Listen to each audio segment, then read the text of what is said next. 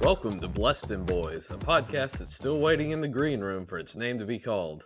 We're one Saints fan and one Cowboys fan, one fan of who dat, and one fan of dat win. We're here to give weekly takes, game recaps, bad betting picks, game previews, and Seinfeld references. And today, we're here to give out some grades. That's right. With the NFL draft finally behind us in the rear view, as it were. This week, we're going to honor some undrafted free agents for our patron Saint and Cowboys. So this week, our patron Saint is running back Pierre Thomas. Thomas was signed as a UDFA, following the 2007 draft by the Saints out of Illinois. Thomas's career best in yards from scrimmage, which was 1,950, which we probably need to ask the Immaculate Grid guys to add that as a category. Yards from scrimmage as opposed to so I'm going to keep that in mind. Anyway, 1,095 yards from scrimmage for Pierre Thomas. That came in the Super Bowl season of 2009, capped off by Pierre scoring the first Saints touchdown of Super Bowl 44. In 2011, Thomas was fined $7,500 for placing a Christmas bow on a football and gifting it to a fan after a touchdown on Monday Night Football against the Falcons. Additionally, for the same game, he was fined $5,000 for wearing red and green tape, which was a violation of the league's uniform policy. The league was really trying to cut through that red tape. Right. Thomas would remain with the Saints through the 2014 season. He was released on March 4th of 2015. His final season, 2015, he would split between the San Francisco 49ers and the Washington football team. In his career, Thomas never reached 1,000 yards rushing or receiving. He did reach it scrimmage yards, as we mentioned earlier.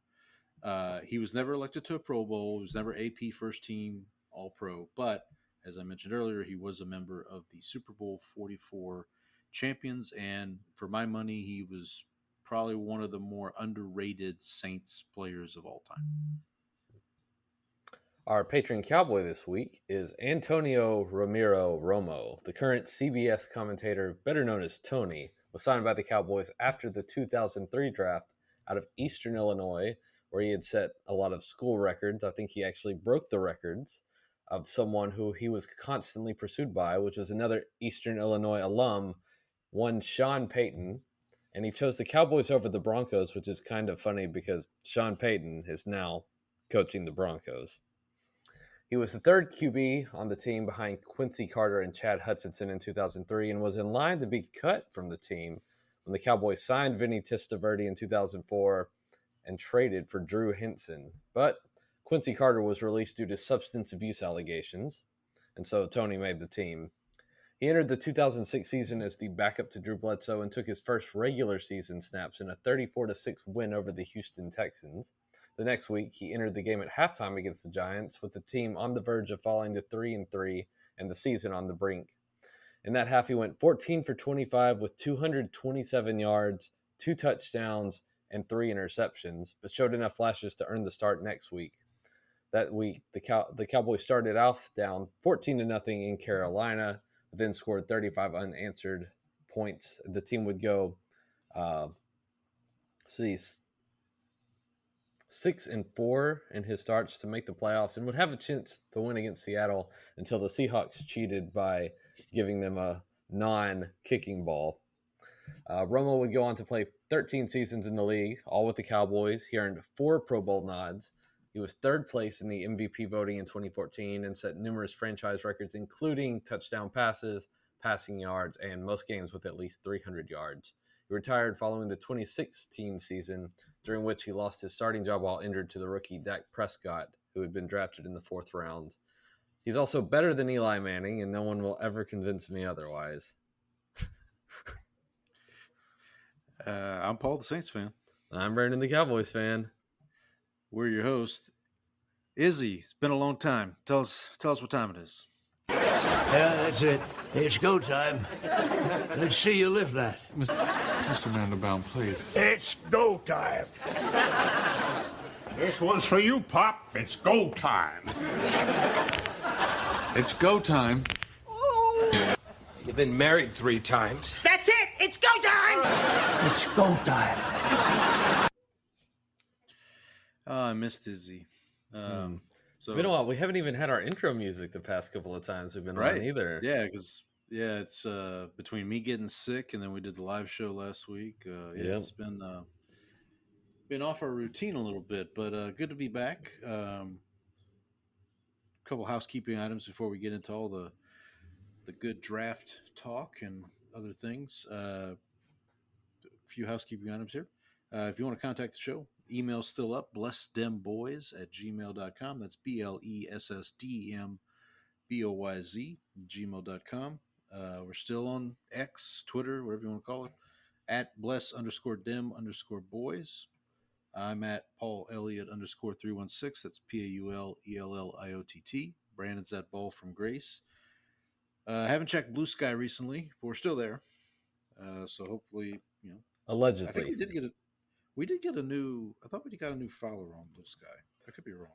I got to tell you, I have not been on Blue Sky even on my personal account recently. So your guess is as good as mine. Hang on, we got 2. Oh, okay, that was when we retweeted the live link last week. But okay, well, check us out there.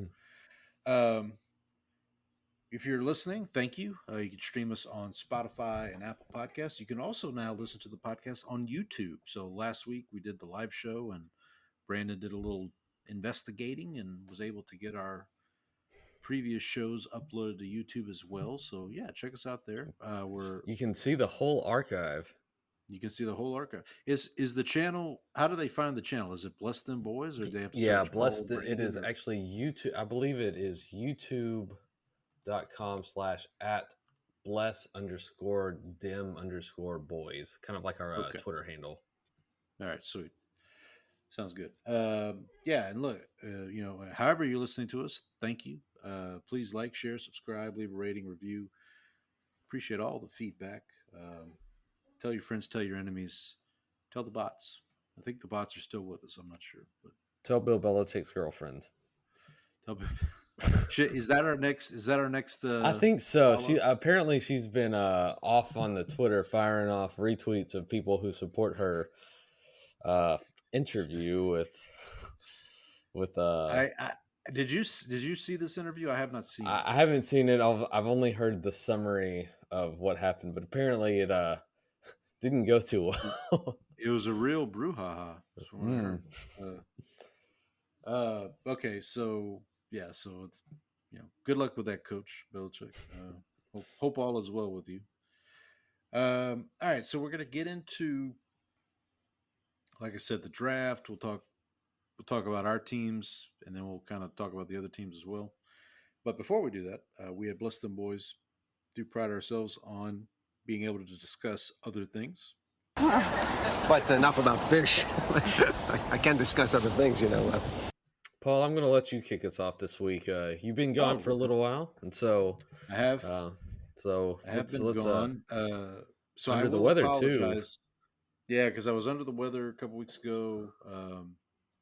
COVID's still a thing, folks. So just be aware. If I repeat some of this stuff that maybe I talked about it before, I apologize, but just bear with me here. So I'll start with my my streaming shows, my TV shows here.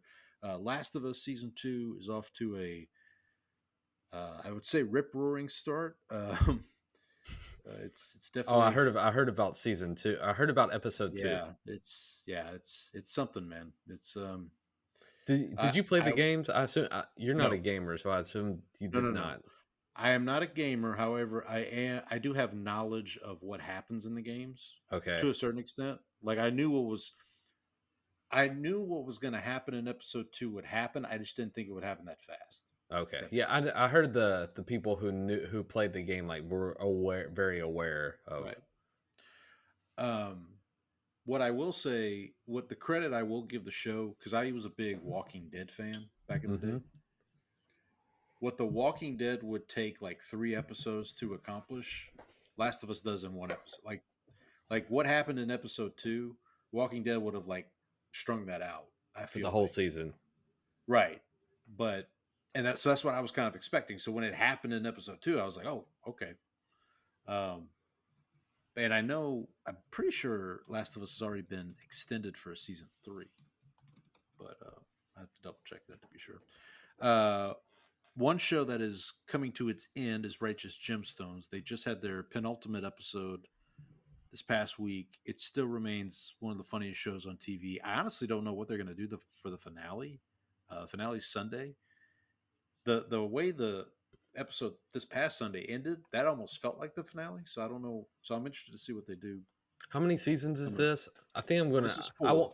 This I is won't 4. be able to. I won't be able to catch up in time for the finale, but I think I am going to put that as one of my watch list items. Yeah, I would. I mean, again, if you're a Walton Goggins fan, if you're a Danny McBride fan, John Goodman is hilarious in the show as well. He plays the patriarch of the whole family. So definitely recommend that. I'm still watching The Studio, which is the Seth Rogen show on Apple. Where he's a studio head. It's really it reminds me of Curb Your Enthusiasm a little bit. Just I think I've talked about that before, but like the episode this past week especially, like there's just it's just so cringe at some points. Like you can tell something's about to happen, and it's still hilarious / like, oh no, don't do that. Yeah. So yeah, I would definitely recommend checking that out. Also, Andor, which I think I've talked about on the show before, which is the Star Wars. So this is the show that happens prior to the original trilogy. So it's kind of about, if you remember, A New Hope is all about destroying the Death Star and all that. This kind of leads into that. Well, it actually leads into Rogue One, the movie Rogue One, which Rogue One is kind of a direct prequel to A New Hope. So that's really good. And Brandon, as I mentioned to you off mic, I just finished episode 4 of Justified. Definitely good. It's a really good show. I would definitely. I don't know if this will come across the right way, but if this show was happening in 2025 live, I would be watching it every week. See, and I was watching that. Me and my dad would actually like watch it together. Like we would actually, like, we weren't not in the same place, but we would have it on the TV at the same time and text each other during it. During the original run. Were you like Kramer and his girlfriend that lived downtown, like on the phone? Calling each other? Yeah. I did that. I actually did that with a movie. It's 8:00 here. What time is it there? I did that with a movie.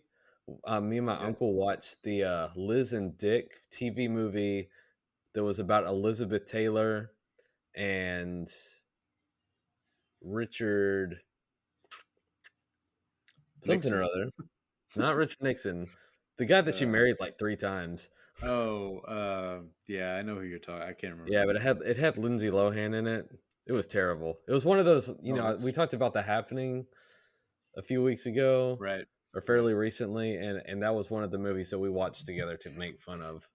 But I'm glad you're enjoying Justified. Yeah, I'm gonna definitely keep going with it. What is it, like 13 episodes a season or something like that? Yeah, it's something like that. I don't know if you've gotten to it, but there's one part where Raylan says, "Boy, did you do something you shouldn't have?" And Walton Boyd just looks at him and goes, "Well, that's setting the bar pretty low there, Raylan." So it might have been if it didn't happen in episode 1, because basically since episode 1, Walton. Oh, he's been kind of. They haven't been together, right? Right. That's what I mentioned this to you, I think, last week, is I appreciate the fact that, like, there's something that happens at the very beginning of episode 1 in Miami that kind of follows Raylan. They mention it almost every episode. Yep. But every episode is like a case of the week. Yep. Does that make sense? Like, yeah. So there's like yeah, cases, but it's also got an overarching story too. Like, it reminds me of a show that's actually coming back in a couple weeks here on Peacock called Poker Face with Natasha Lyonne. That's kind of how that show and Lady Gaga. Yes, yeah. But that's kind of how that show was structured in the season one. There's like a first episode. There's like something happens that sends Natasha Lyonne on her way, and then each week there's like a case of the week, but there's this overarching plot Mm-hmm. to the whole season. So, yeah, so definitely, yeah, definitely. I'm a fan of Justified. Glad you like it. All right, let me get to this string of movies here. So I think I mentioned this on the show. There's two kind of cinematic journeys, if you will, that I'm kind of embarking on. One is the films of Wes Anderson because he has a new film coming out at the end of May, The Phoenician Scheme. So far, I've watched 7. So I've watched them in order, starting with Bottle Rocket, which is first. I think we talked about it on the show. Mm-hmm. So I'll just kind of give you my rankings here because I'm kind of ranking them as I go. So at number 7, I have the Darjeeling Limited. This is from 2007. So it stars Owen Wilson, Adrian Brody, and Jason Schwartzman as brothers, Mm-hmm. and they are traveling through India on the Darjeeling Limited to find their mom, who they haven't seen since their father passed away the year prior. So it's kind of I don't know if you want to call it a road trip movie, but it's definitely a bigger scale thing. That's at number 7. Number 6 for me is Bottle Rocket, which is, I think we talked about on the show before, but it's his feature debut as a director. Number 5 is Life Aquatic with Steve Zissou. This is Sure. 2004. It's Bill Murray, William H. Macy, or no, not William H. Macy, sorry, Willem Dafoe. I don't know why I got those two confused. Willem Dafoe, basically, Bill Murray plays a Jacques Cousteau type of figure, and he embarks on this journey to find the shark that ate his best friend, basically, and comedy ensues to some degree. Number 4 is one I watched the most recently is Moonrise Kingdom. This is from 2012. Bruce Willis, Bill Murray's in this one as well. Frances McDormand, Ed Norton. Really great cast. All Wes Anderson movies have great casts. This one's a little. What makes this one a little unique is that the two main characters are these 12-year-old kids who basically run away together on this island. And so Bill Murray and Frances McDormand are the parents of the girl, the 12-year-old girl, and then the boy is a foster kid. And Bruce Willis is like the sheriff of the island. He kind of, so he has to go looking for him. Edward Norton plays the scout leader. So the boy he's part of this like Boy Scout type troop, and he runs away from that to run away with this girl that he met. And so, who among us hasn't right? run away from the scout troop? Number 3 for me is Fantastic Mr. Fox. I think you and I have talked about this one before. Based on Roald Dahl book. Yeah, based on the Roald Dahl book. It was just a breath of fresh air, honestly. Because this one comes after Life Aquatic and Darjeeling Limited, and both of those movies, while they're good, it felt like he took a big swing and didn't necessarily strike out, but like kind of hit a double instead of a home run. Got a little under the ball. Yeah, Fantastic Mr. Fox is like just really, I would say, unique, and again, great cast. George Clooney's in it. Obviously, he's the voice of Mr. Fox. Bill Murray. I don't know. It was really, like I said, just a breath of fresh air. It's a fun movie. It's a fun movie. Yeah. Yeah. Definitely would recommend it. And then my final 2. So number 2, I have Royal Tenenbaums, which we've talked about on the show before. Mm-hmm. I watched it when Gene Hackman passed away. I really enjoyed it. I probably enjoyed it more the second time watching it than the first. But my number 1, this is the first time I watched it, was Rushmore. So that made it onto your Mount Rushmore. It did make it onto my Mount Rushmore, yeah. We talked about this one. This is the one that's based in Houston. They filmed it in Houston. I didn't recognize any of the buildings necessarily, but what I did recognize was at one point a character gets off of the metro bus, Mm-hmm. and I recognized, and like I was like, oh, I know that bus. I've ridden a metro bus. Do So you know what bus it uh, was? no, I don't remember the number. Hmm. I think most of it, if I remember correctly, most of it was filmed in the Heights area. Uh, I know it was filmed at the school that they filmed at. I think it was the school Wes Anderson attended, if I'm not mistaken. Yeah, I think we talked You know, about that. yeah, and then of course he is, as you are, a fellow University of Texas alum. So, so yeah, so that's I'm where looking up the Metro bus and trying to figure out which one, which one, if I can yeah, figure out what bus it is. I see a bus but stop. yeah. So that's 7. I think I have 5 or 6 left, and one of them is going to be a repeat for me. The next one on the list chronologically is Grand Budapest Hotel, Mm-hmm. which I know I've seen before, and I've probably talked about on the show. Really looking forward to rewatching that. The other kind of cinematic journey I went on, or I've been on, is Mission Impossible. So the new Mission Impossible comes out the week before the new Wes Anderson movie. Actually, it comes out Memorial Day weekend. So I've watched the first 3 up to this point, or rewatched, I should say, the first 3.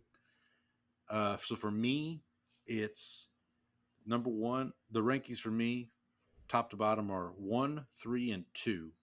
2 I is just remember like I remember 3 being really, really good for some reason.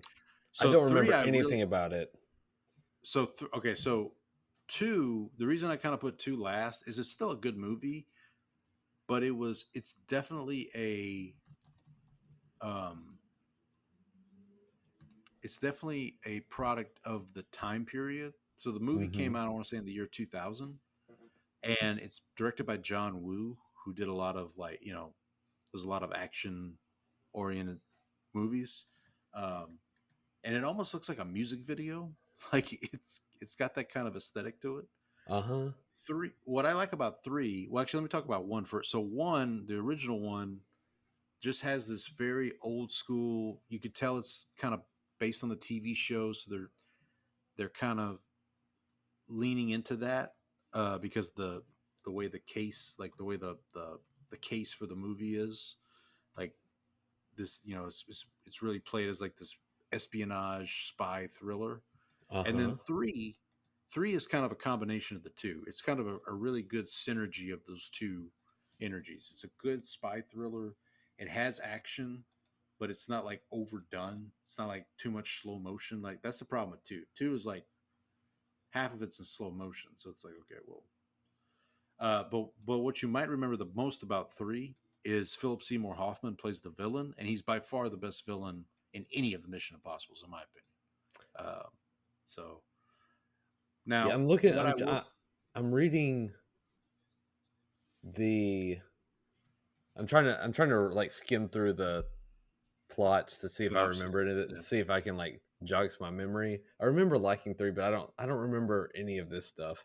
I also don't think this synopsis is written very well on Wikipedia. So Right. But that's what I. So now, what I will say, from what I remember, and again, I've only watched those 3, so I haven't gotten to the. It feels like those first 3 Mission Impossibles, kind of stand apart from the rest of them.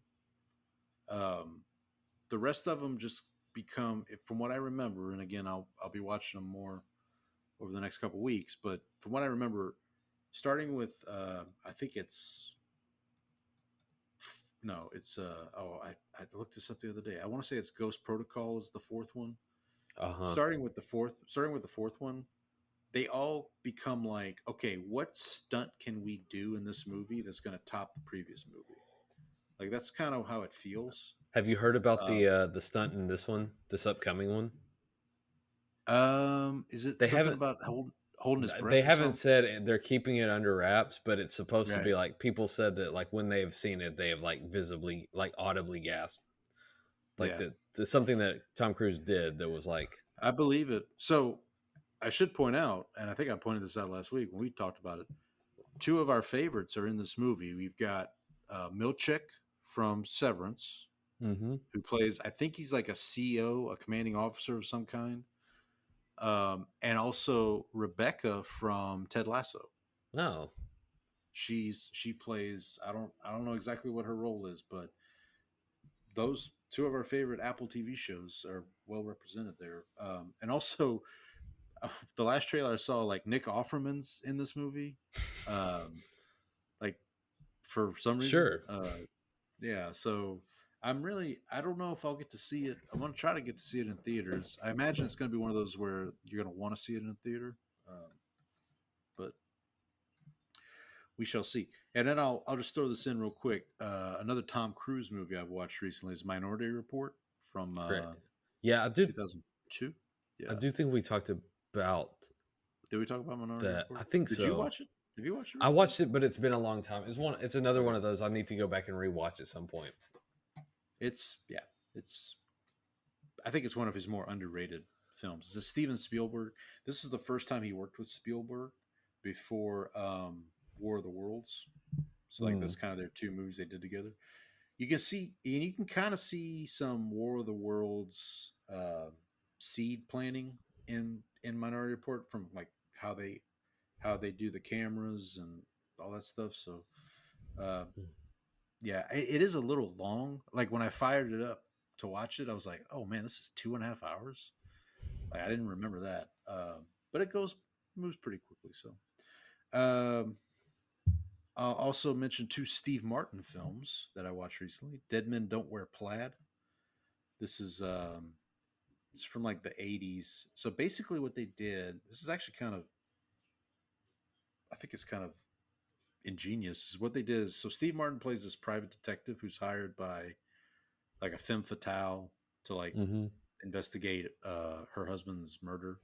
But what they do is they splice Steve Martin in with footage from like existing detective films. So like he'll be on the phone talking to Humphrey Bogart from a like it's like they just take This some footage from the film. did you ever did you ever see Kung Pao Enter the Fist? Yeah, years ago, but yeah, Yeah, so that was kind of the same thing. They spliced right, him into like existing kung fu right. movies. Which might be why Dead Men Don't Wear Plaid is kind of hard to find on streaming. Um, but yeah, I was able to through a Google search. I'll just say was able to find it. Another Steve Martin film I watched recently, Three Amigos. Have you seen Three Amigos? No, but we used to. I think no. Oh no. Me and my friend had like a joke about three caballeros when we were in Right. school. Yeah. Yeah. No, the Three Amigos, Steve Martin, Chevy Chase, Steve Martin, and Martin Short, I should say.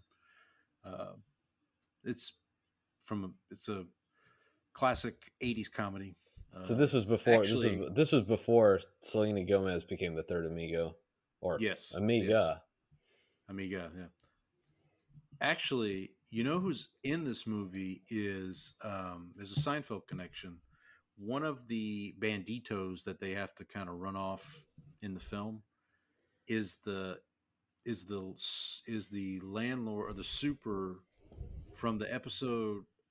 I think it's The Apartment, the one where Elaine's gonna Jerry suggests to Elaine that she gets the apartment, and then he's like, no, you know, like the $5,000. Yeah, and then the rock band moves upstairs. Yeah, You wouldn't have heard me. I'm as quiet as a mouse. Yeah. So the Hispanic guy in that episode who plays the super, because there's like the landlord and there's like the super. The Hispanic guy, he's in Three Amigos. Anyway, all right. I think I'm almost done. Just watched a few Nicolas Cage films. Are you a Nicolas Cage fan? I like some of his stuff. I really enjoyed The Wicker Man. Oh, I haven't seen that one. Okay, but I know of. Put that on your playlist or your watch list. So three of his movies I saw: Wild at Heart. This is a film he did with David Lynch, and it is very Lynch very David Lynch. I'm surprised he and Nicolas Cage didn't work together more, honestly. And part of the film is based in New Orleans, so you know, good for. There's a feather in their cap. A 1995 film called Kiss of Death. This is Nicolas Cage, David Caruso, Ving Rhames, Helen Hunt's in this movie. Is Gandolfini? No, Gandolfini's not in this movie. I don't think. I believe he was in Lord of the Rings. Who? Gandolfini. Oh, moving on. Yeah, Kiss of Death is it's definitely like crazy Nicolas Cage in this movie. Well, Wild at Heart is too, but in Kiss of Death he's like really unhinged. And then this is a more recent movie. It's called Joe. He plays the titular Joe. He's an ex. It's a good movie with he plays a mentor to this younger kid who's played by Ty Sheraton. I'd recommend checking it out. It's on. I watched it on Tubi for free, and it's definitely, I wouldn't say it's a classic, but it's not a bad way to spend. It's like less than 2 hours. It's not going to take up much of your time. So, and then finally, Ryan Gosling. Are you a fan of Ryan Gosling? I like some of his stuff. I could do without. I could do without La La Land. Oh, fair enough. Before we go on to that, I wanted. Yep. Have you ever seen The Weatherman with Nick Cage? No, I've heard good things, but I remember. I don't remember. This is one of those other movies where I don't remember much about it, but I remember like enjoying it and thinking it was actually pretty good. Maybe that's another. Put on your list, Paul. Movies favorite, that I haven't seen in a long time that you should watch. My favorite Nick Cage growing up was Con Air. Wasn't he in Face Off too? And Face Off, yeah. They came out the same year, actually. Man, the year and of the Cage. And then also The Rock, where he has to break into Alcatraz with Sean Connery. Mm-hmm. But getting back to Gosling, one Ryan Gosling movie I would recommend is Drive. He plays this, he's like a stunt driver who ends up getting involved in shenanigans, let's just say. But it's really good. And then Place Beyond the Pines, which I don't want to say too much without spoiling it, but like it wasn't what I expected. I'll just say that. Like I went in expecting one thing and then it turned into something else. Not bad. But I remember wanting to see that and then just didn't get to it. I would recommend it. I think it's worth your time. Scale of 1 to 10.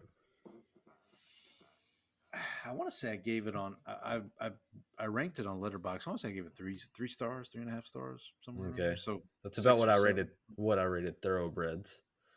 There you go. I need you to watch that to get your opinion on that. I'll put that on my list too. I think that brings me to the end of my laundry list here. Yeah, that's. Oh, I will say one more movie I'll just mention is we may have talked about this one too. I apologize if we did. Get Shorty with John Travolta, Delroy Lindo. Yeah, that's the one that was written by Elmore Leonard, who also wrote the Justified stories. We talked about that. Yeah. Okay. But yeah. So Brandon, what you get up to? I did a lot less watching this week, so mine is more based on what we did this week. So this weekend we had the homeschool science fair on Saturday, and then we went over to a friend's house, had dinner, and then we played this board game. Are you a board game person, Paul? Somewhat. So we played this game. We played this game called Just One. Don't know it. Okay. So you have a group of people, and like one person is the guesser, and so they pick a card and it has 5 words on it listed 1 to 5, and you just pick a random number, and then whatever that number is on the list, everyone has to write one word on their little tablet, like separately, and then you reveal it to each other. And if anybody wrote the same word, you have to put those down.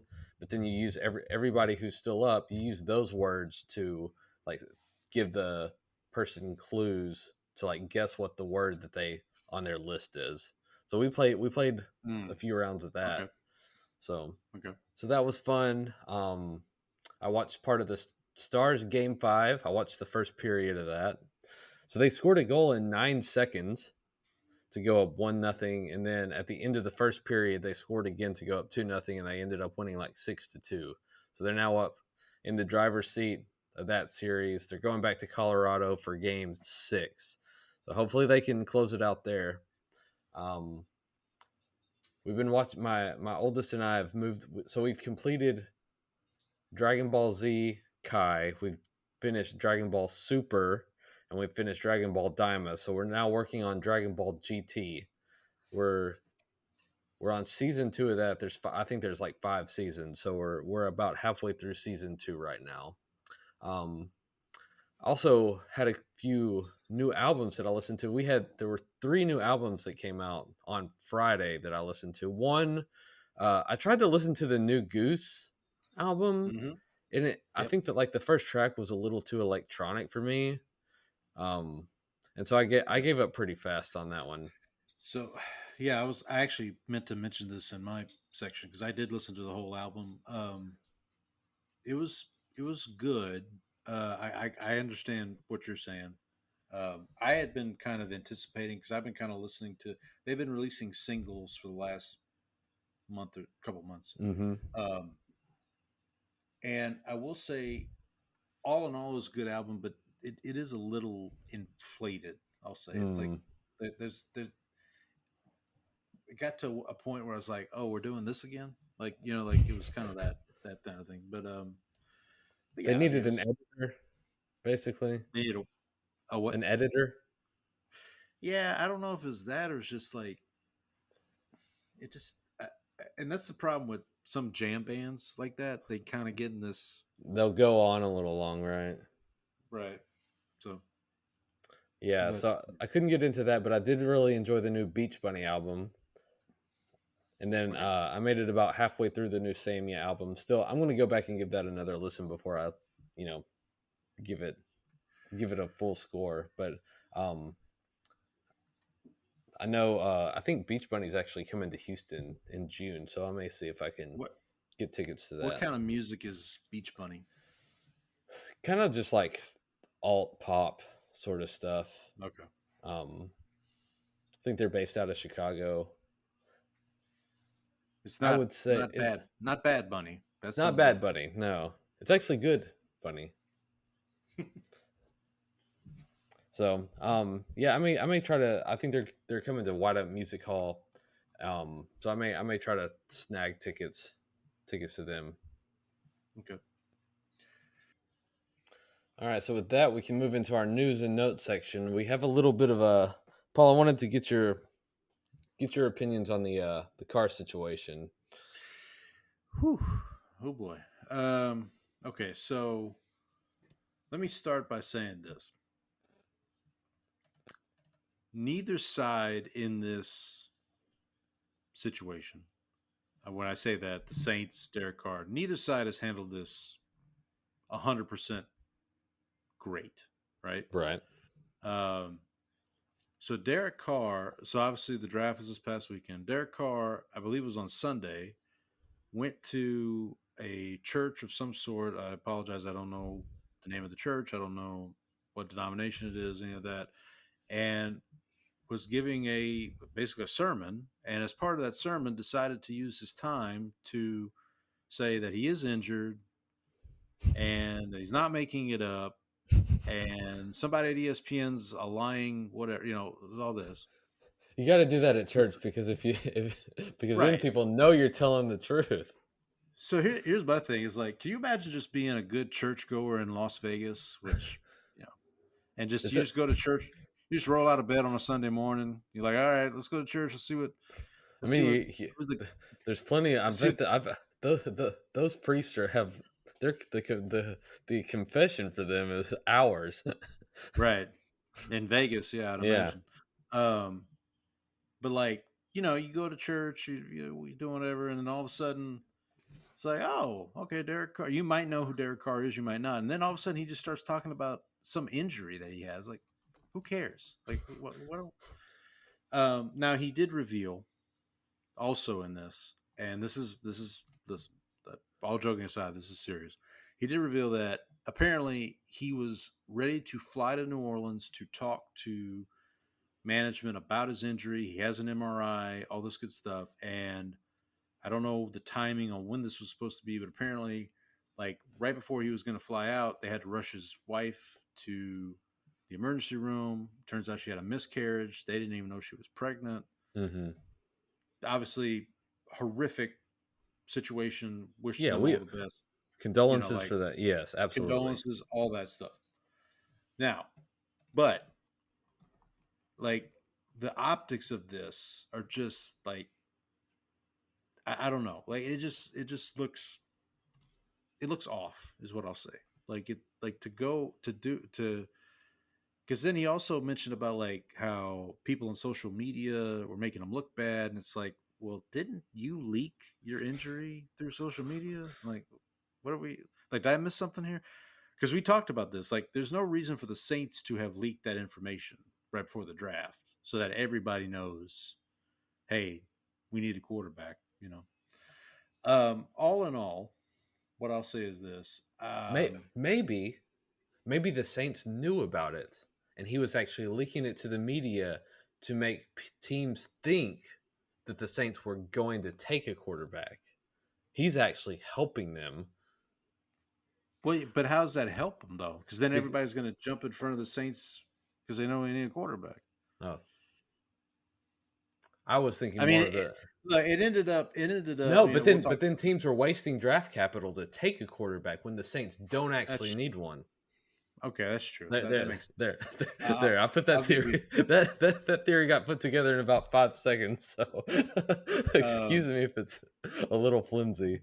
But where everything I'm hearing from anywhere from Nick Underhill, who covers the team locally, to Rich Eisen mentioned it on his show today, feels like Derek Carr and the Saints, that marriage is done. Like there's no coming back. He will not be playing for the Saints. He either is going to be on IR all season, or they're just going to release him, or something. His brother went on NFL Network. He works for NFL Network, and on the pregame show, whatever you want to call it, he addressed the issue and basically said, like, yeah, Derek's trying to rehab. He wants to, rehab. He wants to play. I think he wants to play in rehab if he's on another team. That's my thought. At this point, the divorce papers have been filed. They're just trying to figure out the tax situation so that they basically. I've heard everything from they're going to release him post June 1 to they'll put him on IR. Right now, if you ask me who the starting quarterback for the Saints is going to be week 1 of 2025, I doubt very seriously it's going to be Derek Carr. That's just where we are right now. It's time for the Rattler. Yeah, well, or we'll talk about that. What about the Cowboys? Before we get into the draft, non-draft things. There's talk. So obviously the big part of the draft, which we'll touch on, the Cowboys did not come out of the draft with the wide receiver to complement CeeDee Lamb. So there's going to be, I know for a while, probably going to be some talk about them bringing in somebody else, whether that's a street free agent or via trade. So right now the rumors are starting to pop up about a former Cowboy coming back to play for the team, Mr. Amari Cooper. Okay. So they kind of talked about this, and I think what I saw was that part of the reason for the split when he ended up getting traded was there were issues with McCarthy, that he didn't trust necessarily his practice habits, and things like that. And I think there are questions about his availability at times, but you don't know if he was. I think he also had issues with the wide receivers coach and wasn't like necessarily being forthright with the team and letting them know exactly how injured he was at certain points. And so there's some of those questions, and you wonder if he comes back, or the fact that it's a new coaching staff and different people sort of alleviate some of the things that caused that problem or not. Um, but that's one of the rumors. The other ones is I don't know if there was a story that the Cowboys had actually talked to the Steelers about trading for Mr. George Pickens. Yep. So Heard that one. Yeah, personally I'm kind of glad that didn't happen. He's a little too up and down. I don't think he is a consistent. I don't think he's like the right kind of guy. He's not necessarily someone who's going to be a work hard, play hard all the time. And so I think I'd rather just, let that ship sail and, try to find someone else. There is one name on a certain NFC North team who I'm kind of hoping becomes available soon, due to the fact that his team drafted somebody else very early. Are you talking about Mr. Watson? No, I'm actually talking about Mr. Moore. DJ Moore? DJ Moore, yeah. Because I mean, you think they because they drafted Burden. That's right. They did, and their skill sets are a little bit. I think there's a little bit of an overlap there, and so I think you could. Yeah, I want to say one of the draft comps I saw for Burden was DJ Moore.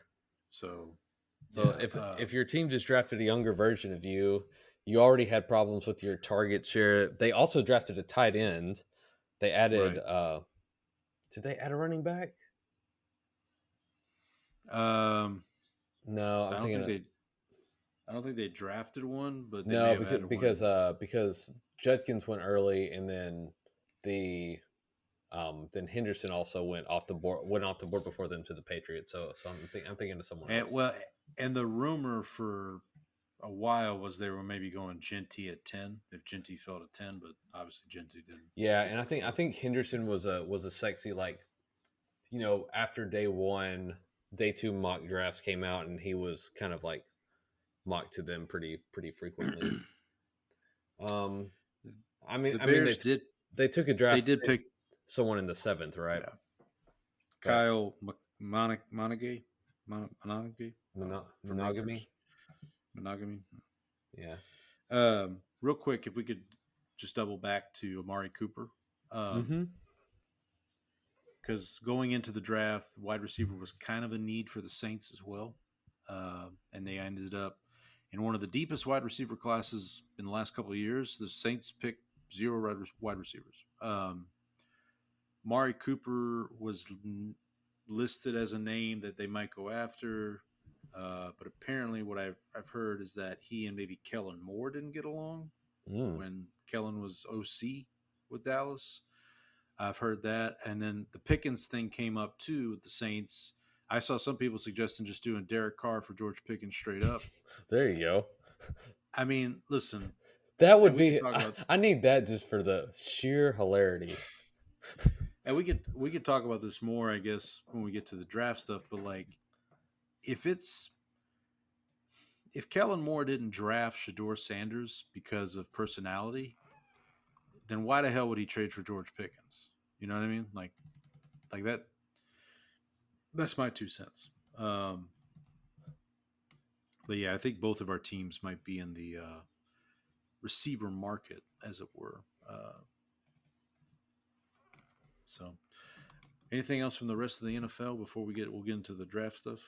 No, I can't really think of anything offhand that comes to mind. I mean, the big thing, which we'll get into, I'm sure, is which no one can stop talking about, is the 5th round quarterback who got drafted. Yeah, that I kind of just mentioned, alluded to a minute ago. Yeah, we'll talk about that. I will say the draft in Green Bay looks like it was a big success. I mean, the draft has really turned into like the second biggest day for the NFL behind the Super Bowl. If you think, or the The second biggest biggest event, weekend. Yeah. biggest weekend. I mean, I Um, think it is. I th- I and I still enjoy it. Like I hope even now. I hope they come to Houston one year. Maybe you and I can go check it out.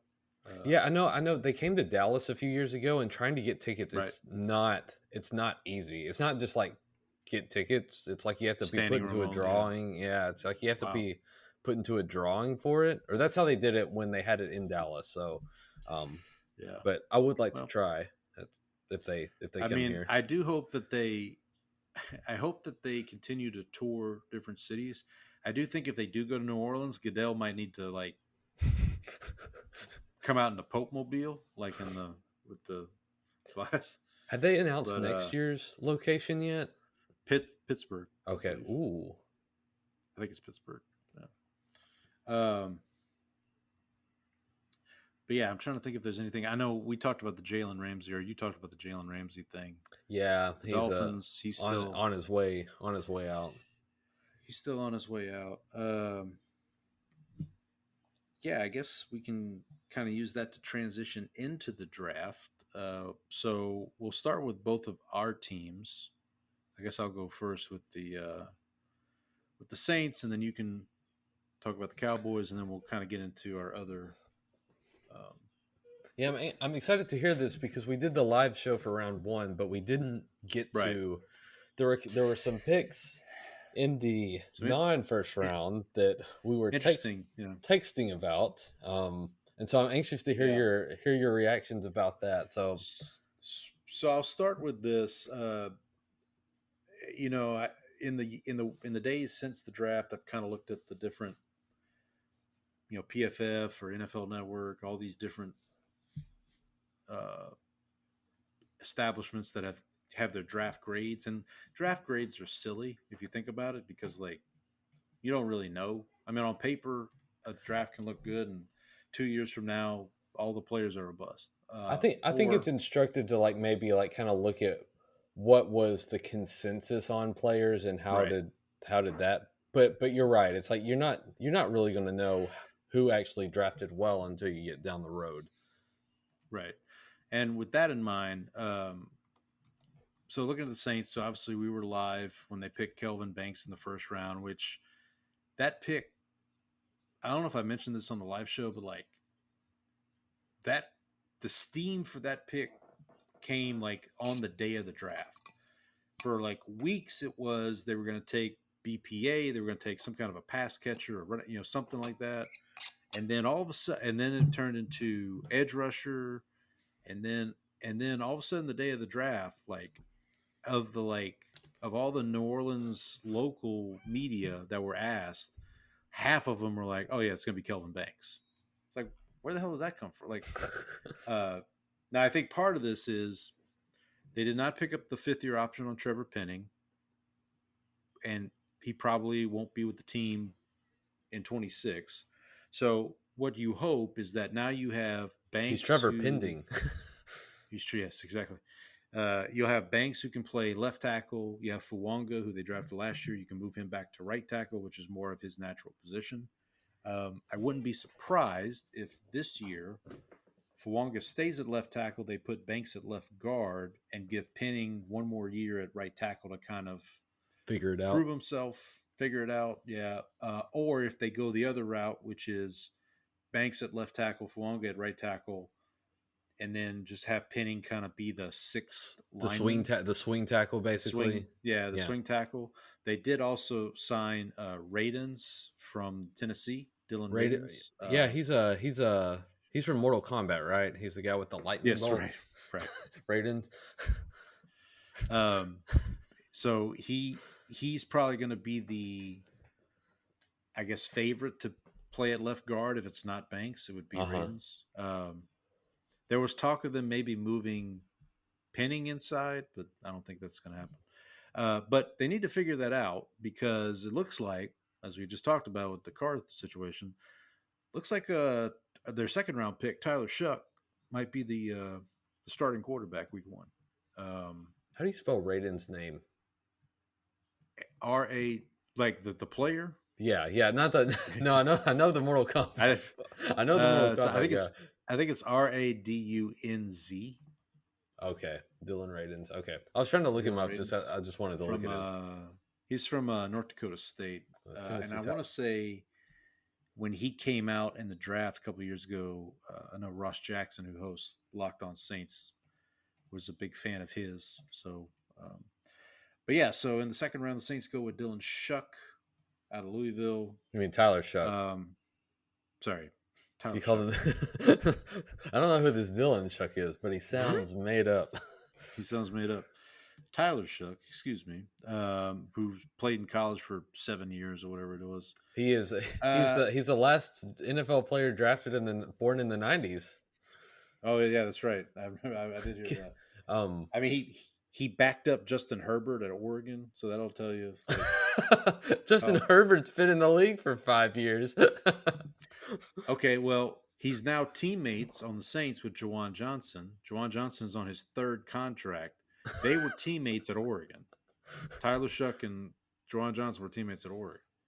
My favorite part was that you sent me a play clip of him, and you compared him to one of our other favorite players. Oh, Will Levis. Will Levis, the great Will Levis. Yeah. You son of a! I'm in. Here's the thing. If you now look, I'm not a big all 22 tape guy, but the people that I listen to that watch tape, if you go back and look at like there's Oregon tape and his Texas Tech when he was at Texas Tech, he was a little better under pressure and he was a little more, he would run around and like I want to say he played in a bowl game with Texas Tech and rushed for like 100 yards and threw for like 200. But he had 2 collarbone injuries in college, like broke his collarbone twice, basically. Then he had another injury where a guy rolled on his ankle, like, broke his ankle. And when you look at the Louisville film and you can see he kind of folds under the pressure, I'm wondering how much of that is just like, he's just scared. Like he doesn't want to get injured again. So hopefully that's something he can work out of because in the NFL, he's going to get, especially behind this offensive line. I was going to say, how's that Saints offensive line? So what I hope, my hope is that when they get to training camp, it's a true quarterback competition with Tyler Shough and Spencer Rattler and hell, even throw in Jake Hayner. They released Ben DiNucci today. So sorry to. Did he ever appear in a game for the Saints? No. Is he? So he's not. He's not immaculate grid eligible. No. You have to settle for Broncos, Cowboys, I think, for him. But they also invited to rookie minicamp a quarterback from Iowa State named Hunter Deckers, who he was at Iowa State. He was playing pretty well, and then he got caught up in a gambling scandal, so they dismissed him from Iowa State. And he ended up playing last year, I think, at like Iowa Western or some kind of Division III school. So I've never even heard of that school. Yeah, I hadn't heard of him, but we'll see what happens. He is a left-handed thrower, Hunter Deckers, for what it's worth. Then, so this is really interesting. So the Saints drafted 2 Longhorns, Kelvin Banks, and then Vernon Broughton, who's a defensive tackle. Do you have anything you can tell me on Vernon Broughton? He actually, I think he's a 1-year starter, but I think that's because he got backed up behind the 2 guys that were there ahead of him. One of which, Alfred Collins. Probably. Alfred Collins, and is he the one with the Titans? No, Collins ended up with the. No, you're thinking of Devondre Sweat. Yeah, so he was also behind him. So he just kind of got. I think his playing time was kind of limited just based on the fact that he was behind guys like that who are also NFL players, and so. Gotcha. I think there's a lot of upside there. I think so. I saw a mock draft early, day one, done by ESPN.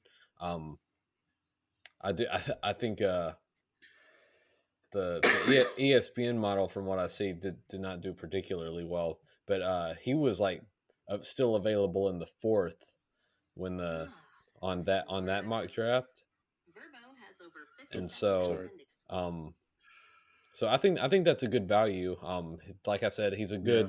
good run stopper, big boy who just like really just had Well, limited playing time because of the roster constraints more than anything. and that's what the Saints need. Saints need a run stopper, and obviously with Staley coming in as defensive coordinator, room for improvement on the defensive line. They also got Jonas Sanker, a safety from Virginia, which I've heard good things about him. I mean, he seems like he's going to come in. He can at least come in and contribute on special teams for now. Obviously, they just signed Justin Reed. Tyrann Matthews getting towards the end of his career. So hopefully he can at least learn from them and go from there. And then we got the anti-UT pick, Danny Stutzman, linebacker from He's the Oklahoma. communion. Yes, He is the he cracker said with the juice. he's a cracker with the juice. That's Yep. Listen, I'm sold. I'll give him credit. Now, That's a pretty good line. I bet he did go to OU, so he probably had to pay somebody to come up with that for him. So. now, what I'll say, so that pick was on Saturday, and I was watching the PFF live watch along, and when that pick came in, one of the guys on the panel said, "This is the kind of linebacker you need when you play in a division with Bijan Robinson. He's like a very good run stopping linebacker. I think his like run stopping grade was in the 90s on PFF, but you don't want him in coverage." And my first thought was, well, we have Pete Werner. This sounds like Pete Werner 2.0, like basically. I mean, obviously we have good thing Demario Bijan Davis, Robinson doesn't catch the ball out of the backfield or anything. right, exactly. I mean, we have Demario Davis, but again, he's not the youngest. He's no spring anymore. chicken. No spring chicken. So, but I'm intrigued. Then we got another Louisville. So we got two Longhorns and we got two Louisville Cardinals. Quincy Riley in the fourth round, which I believe this is one of the picks we got from Washington in the Lattimore trade. So we basically used it to get Lattimore's replacement. I think you drafted a couple of Cardinals because you're trying to stuff the box for the next Pope. For the next Pope, right? Exactly. I mean, y'all are the Saints. We are the Saints. The round 6 pick that everybody seems to be excited about is Devin Neal, this running back out of Kansas. He looks pretty good on tape. I just checked. He's not related to Keanu Neal or Lorenzo Neal or Evan Neal or Evan Neal. Giants. Yeah, listen, the Saints are always better when they have two running backs, like two legitimately good running backs. We talked about Pierre Thomas earlier, like when it was him and Reggie Bush, or it was Deuce and Pierre Thomas. Like that's when the Saints are a good team. So they've kind of been looking for, ever since Mark Ingram left, they've kind of been looking for that pairing to go with Kamara. So you're looking for the thunder part more than the lightning, right? We're looking for the boom to the zoom. Okay, Kamara's the zoom. We're looking for the boom. This tight end from UCLA we drafted in round 7, I had not heard of. Matavea. The one like clip I saw of him, he kind of reminds me of like a Frank Wycheck type of tight end from back in the day. Like he'll catch passes in the red zone, but he's probably more of a blocking like tight end.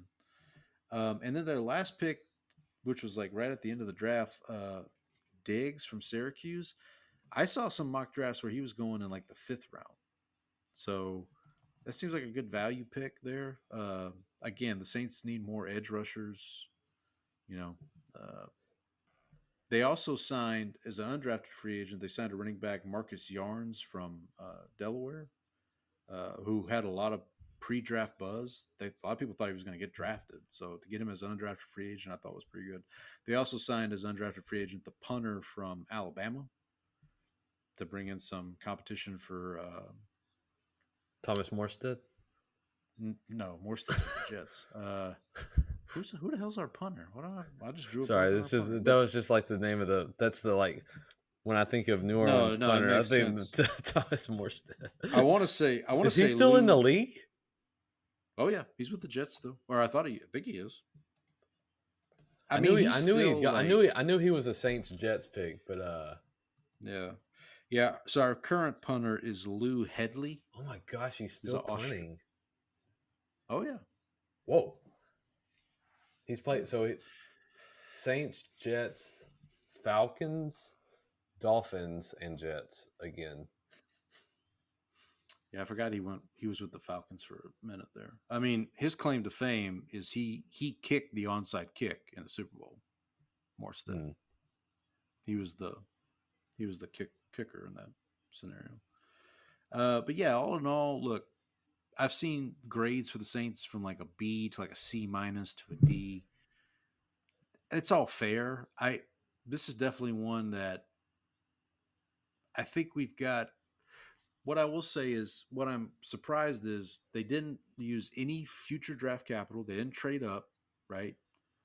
So they're kind of holding their picks for next year, which is probably smart. Yeah, I think that's the biggest surprise, right? I didn't trade up for anybody. And I feel like this was a draft of a team that is somewhat accepting a gradual rebuild, if that makes sense. A retooling, basically.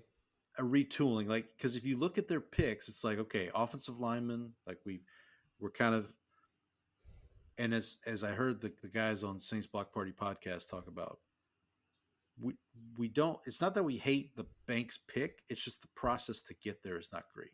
Like, basically, you're saying we made a mistake with pinning, so now we have to spend more draft capital to fix that, which, the Shough thing. I mean that to be fair, there's also the sunk cost portion of this. Like, you don't want to say, well, we already spent a first on pinning. Right. We got to just keep going after him until he's good. I mean, it's better to just say, hey, we blew it on this pick. Let's, let's fix it. I don't know if they needed to use the second round pick on Shough. I feel like they could have waited till round 3. See, I think that's the one that I question. That's a little bit of a head scratcher. Head scratcher, yeah. But I mean, you never know. I mean, but here's what the last thing I'll say about Shough is it does feel like this is Kellen Moore's guy. So at least Kellen Moore got to pick his guy. But now he is kind of tied to Shough. So if Shough sucks, then guess what? Like, if he's a Shough up, yeah, he's a Shucker. So what? And I'll, like I said, like, if nothing else, at least it'll be entertaining, right? I mean, I text you this. I saw. Okay, hold on, real quick. I saw somebody, one of the Saints tweet. People that tweet about the Saints or podcasters, bloggers, whatever you want to call them. He's like, "Yeah, I watched a lot of Shough tape over the weekend. He reminds me of Phillip Rivers," and I'm like, "Excuse me." Like, how many beers were you? How does he have 7 kids? Is that why he reminds me of Phillip Rivers? Like, is he yelling at people? Is he? But look, like I said, my hope for the quarterback situation is Carr's gone and we get to training camp and it's a true competition. Rattler, Shough, best person wins, and who knows? Maybe they both show signs of promise, and you have a good problem in that they're both capable, I guess. See, I told you that for after you sent me that clip of Tyler Shough throwing the ball, playing Will Levis cosplay, basically. I said this is why I said if the Cowboys lose Dak, if he goes out for an extended period of time, we're not winning. I might as well watch Joe Milton scramble around and do insane stuff on the field. And I'll also say, speaking of Phillip Rivers, I will say, since we're in draft season, Phillip Rivers was actually one who I remember I actually watched the Senior Bowl that year because I think I was in. It was like my last junior year of high school, I think. It And so would I have watched been 2004, four. probably. Yeah, so that would have so that was my junior year of high school, and so I watched the Senior Bowl that year, and I remember seeing Philip Rivers play, and I was like, this guy's going to be good. Like I actually that's one of my scouting wins. I want to put that in the win column here. Okay, So just put that on my ledger. noted. Thought Philip Rivers would be good. Well, you went out on a ledge there. Hey, I mean, he was playing in the Senior Bowl. It wasn't like he was just like, Yeah, wasn't Peyton Manning or anything. that's true. All right. All right. What about the Cowboys? How about them Cowboys? So we saw my live reaction to the first pick, but I believe you threatened to quit the live stream, right? I right did. On the site. Yeah. After having some time to calm down, I think he's going to be a good player. I don't think that's the. Listen, man, he talks a good game. I did have a similar reaction to Micah Parsons' original reaction, but after hearing him talk and explain that he wanted to make people not love football anymore, I also had a similar reaction to Micah Parsons. Hearing that for the first time, so you can tell he wants to play football and he wants to be good, and that's sort of the kind of guy you like, high character guy, very highly motivated to get the best out of what his talents are, even if he's and I think one of the things that was a downside of him that people had kind of pinged him for was that he didn't test as a good athlete. I think at guard, I don't think that's necessarily like, I think I can't remember. I think it was like Tyler Frederick didn't test athletically very well either. Travis Frederick. Yeah. Travis Frederick. And he turned out to be, So what my thought, and I think I shared this with you Thursday night when we were watching live, if you're going to spend the number 12 pick on an offensive lineman, you would hope he'd have some kind of versatility. Mm-hmm. At least that would be my thought. Yeah, but if you're picking somebody who's just a guard, he better be a damn good guard. Right. And like, he better be. I think Dane Brugler said it's like he thinks like he's like I think he'll make Pro Bowls in his career. So he's not just gonna be like an average guy. He thinks he'll be like, a top third of the league kind of guy. He may not be Zach Martin. Right. That's setting the bar pretty high. setting the bar pretty high. Yeah. Now your second round pick, everybody thinks this is the steal. Well, the second and third round picks, because Siobhan Revell was a guy that people thought Dallas could take at 44, and then he slid all the way to the third round. Have you heard his story, by the way? Well, I mean, so I know coming out of last season, he was thought of to be a first round pick, a lock first round pick, best corner in the draft. Super 6'2", like 4.4 speed. Long, huge wingspan. But like he also but have you heard his story about like how he got to East Carolina? Maybe remind me. So he was working graveyard shifts at Amazon to like just to make money, and then he like after his morning shift he went and did a walk-on tryout at ECU, and they gave him a scholarship, and then after last year, he had offers to go to places like Alabama, UT, and he stuck with East Carolina because that they were the ones who supported him. And so he just out of loyalty stayed with them. And so another guy that so the second and third round picks, like those are just, you felt like those were home runs because you got a guy who's bendy off the edge. Very high production, also a captain at Florida State for Donovan Ezeraku. So Boston College. Right? Boston College. I don't know why I thought Florida State. It's the colors. I think I saw the helmet and thought,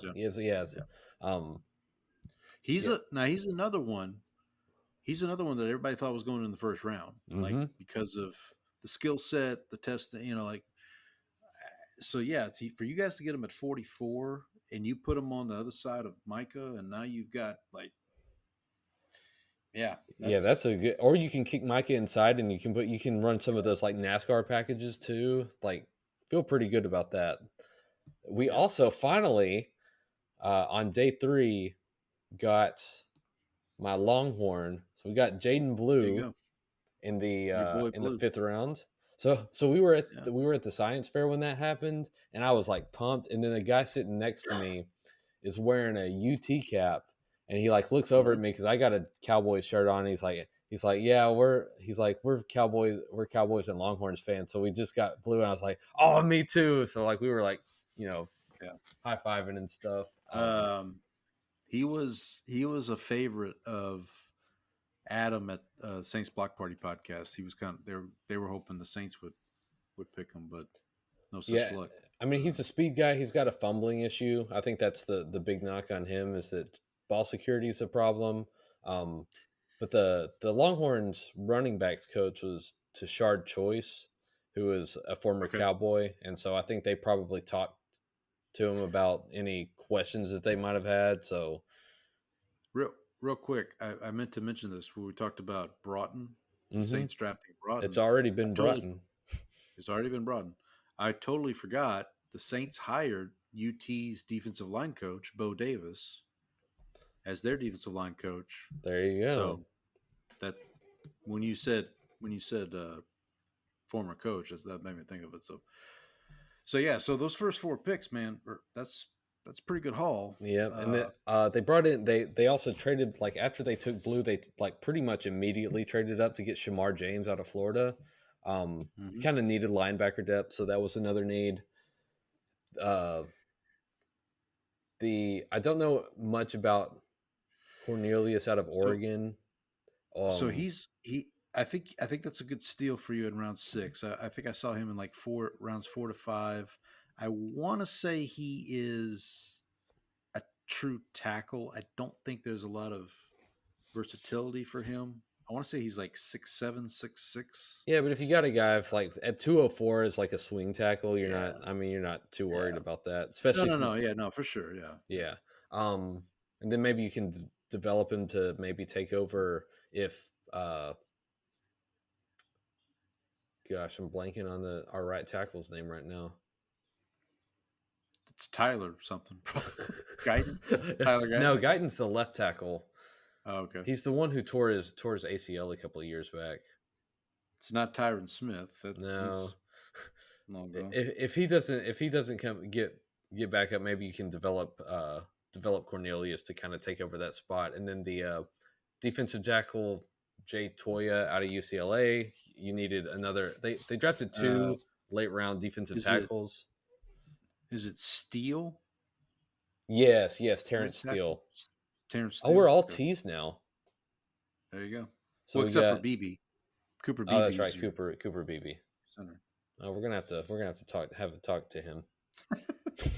I wonder what I'm gonna have to look up his middle name now. And then they added a couple of late round defensive tackles, which I think is good because you needed rotation. I think you needed rotational pieces and guys that can just be run stoppers for you. I think Toya probably gives you that. And then they've got Akeem Bataze. Yeah, Akeem Basate. I don't know. Akeem Basote.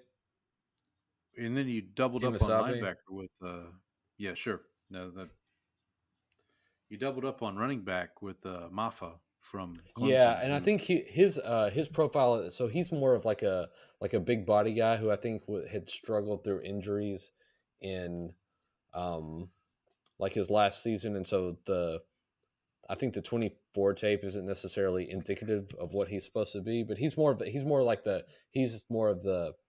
boom to the zoom to Blues zoom, if you will. Okay. Who is your Javonte Williams? I was like, who's your starting running back right now?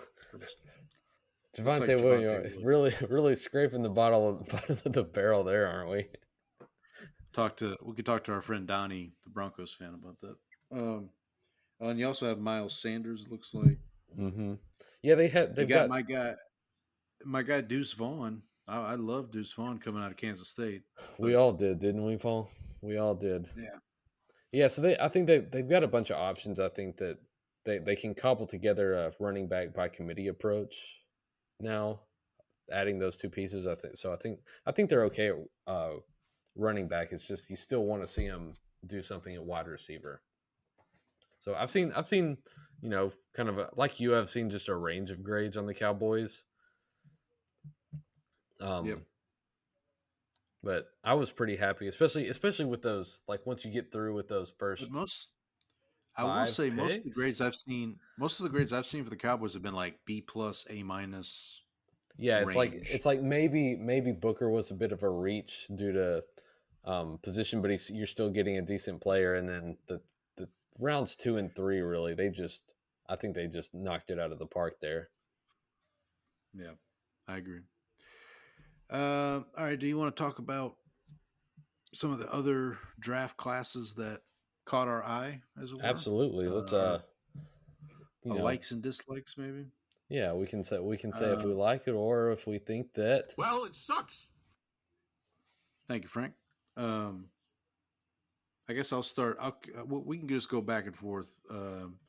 I'll start with one I liked, and it's the Arizona Cardinals. Mm-hmm. So they get Walter Nolan, defensive tackle from Ole Miss, who some people thought was maybe the best defensive tackle in the draft. Uh, Mm-hmm. all respect to Mason Graham. And then in round 2, they get Will Johnson, who a lot of people thought they could draft in the first round at Mm-hmm. 16. And Johnson just slides. Similar to Ravel, his injury histories. There's he decided not to test, so there was concerns He about speed. chose not to run. He chose not to run. That's right. Then they also got Jordan Birch from Oregon, an edge rusher who some people thought could again slip into that late first, early second range. So those are 3 really good players on defense, which is where the Cardinals needed. Yeah, that's where they needed. I think they were addressing needs and did it in a way as to like where you still think they got good value on those players Yeah. too. I mean, the only offensive player they drafted was your cousin from UT, Hayden Connor, on the Yep. offensive line. Also from I mean, Katie, that's I it. believe. Oh, is it? I Oh, think how so. about I know he's that? from Houston area. They did also draft 2 Ohio State Buckeyes, Cody Simon, linebacker, and Denzel Burke, corner. Denzel Burke's another guy that, like, at this time last year, if he'd have come out of college, he might have been a first round pick. So he kind of, um, fell off a little bit. But yeah, all in all, for a coach who's a defensive coach, remember Jonathan Gannon is the coach with Arizona. Um, feels like they improved. Now, will it matter in that division? I don't know. I mean, they're still in the NFC West. I will say this definitely feels like a draft where Gannon's trying to say, okay, look, I'm going to fix this defense. And if we're still not good, then we need to look at the other side of the ball and we need to look at, Kyler and that, Mm-hmm. what's going on over there. Because remember, they drafted Marvin Harrison last year early. Didn't really have a great rookie year. It was a little bit of a slow start, right? Yeah, and then your other cousin James Conner had a pretty good year Mm-hmm. running the ball. Kyler was up and down. I'm That kind of so Kyler was himself. Kyler, yeah. Yeah. I mean, right now, who's their backup? Clayton Tune. Is it still? I don't know if they got another backup. Yeah, I This don't remember offseason. anybody of note going there. And then they lost their offensive line coach to the Cowboys. Mm-hmm. Was Clayton Clayton Adams. Adams? Yeah. So it'll be interesting to see what happens with the Cardinals. I think Gannon's potentially on the hot seat. So I wonder. like, This is another one where you kind of wonder: is he allowed to find a quarterback if the Kyler thing doesn't really pan out this year? Because he's a defensive guy, yeah. and so like I've seen a lot of smoke this offseason about Kyler getting traded. So I don't know if it's just that, if it's just smoke. Well, they are But the Cardinals, so if there's smoke, we'll it's be able true. to find out something from those It's true. signals. If I it mean, they turns still have, white, that means that yeah. But Who they will have to meet did this you? offseason to elect a new head of the team. Yeah. What's a draft that you liked? Before we do that, two quick Sure. notes on my cousin Sure. Hayden Connor. He attended Okay. James E. Taylor High School. Hey, that's where my wife went to high school. Oh, there you go. And he There you go. also just celebrated his 23rd birthday, April 26th. Happy birthday, buddy. Happy birthday, Mr. Hayden Connor. Maybe we should try to get him to follow us. Yeah, there you go. So my was the New England Patriots.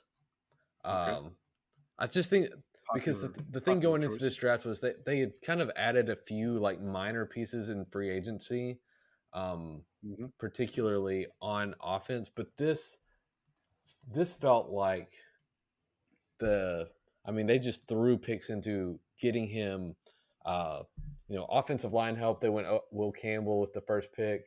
They also added Travion Henderson, who I think will fit well. I mean, him with Ramondre Stevenson in that backfield, I think you get two different kinds of runners that you compare that will work well together. They added Kyle Williams out of Washington State, and then they also heard a lot of good things about Kyle Williams. Mm-hmm. I've heard some. Yeah, and so they got him in the third round. They added Jared Wilson, the center. So they added more offensive line help, and then they just continued to build up the defense, which I think they kind of need to do. They're just kind of like resetting. Had a lot of picks, and I just felt like they did a lot to kind of build around the young core and help the Drake. They also drafted not one but two specialists. They drafted a kicker. And they drafted a long snapper. And they drafted a long snapper. And today they released, or it was yesterday maybe, they released their longtime long snapper. I can't remember his name, but because they drafted this guy from Vanderbilt, Ashby. So they were talking to Dane Brugler about this on the Athletic Football Show, because Dane, he does the Beast, and he's always nervous about whether there will be a player drafted who was not in the Beast. Mm-hmm. And so he did like 10 long snappers, so this guy was on it. But he said that like the last time that he had a player who was drafted who was not in the Beast was Cowboy legend Jeff Swaim. Oh, I remember the name. Yeah. Mm-hmm. Yep. So yeah, I remember. The Patriots also had the last pick of the draft. They had Mr. Irrelevant, a Memphis Minor. player. Yeah, that's right. Kobe Minor. Yeah. So he's not A minor. He's K minor. Well, did you see what the Patriots tweeted after the pick? I did not see this. They tweeted A minor, and then I think they ended up deleting it. It's like, I would. Well, and because it's the Drake. Exactly. Yeah, you can't have you can't have a minor. You can't draft a minor and put him with the Drake. You're gonna end up with all kinds of problems here. That's not gonna be good for business. That's not gonna be good for anybody. Oh man. You get a good look, Costanza. Oh man. I'm looking at this Andres Borregales kicker. Yeah. He's got earrings. This guy looks this sweet picture on NFL.com. Oh man, this is good. He may not make a kick all season, but damn it, he's gonna look good. Oh, he got a mustache and 2 earrings. I'm gonna send you this in the chat. Take a look at this picture, Paul. I'm gonna have to hang on. Give me a sec here. Let me. I can get this to cooperate here. What do we got? Yo. Yeah, all right. He looks like he could be in like a Latino boy band kind of situation. Yeah, I was gonna say like he was trying to think what actor he looked like, but I couldn't. Nothing came to mind. Anything else on the Patriots draft? No, I think, but that was another one. We want to do the snake format. I can give you another one I liked, or Yeah. Go ahead. Yeah, you give me a like or a dislike. It doesn't matter. all right. Let's go ahead and cross over to the dislike. I think we can both agree on this one. The Atlanta Falcons, not only for their draft, but also for prank calling Shadur Sanders. Oh gosh, I'm sure that defensive coordinator is loving loving his life right now. So now the one thing I've heard from multiple NFL people, and you may have heard this too, is if Shador had hired an agent, this may not have happened.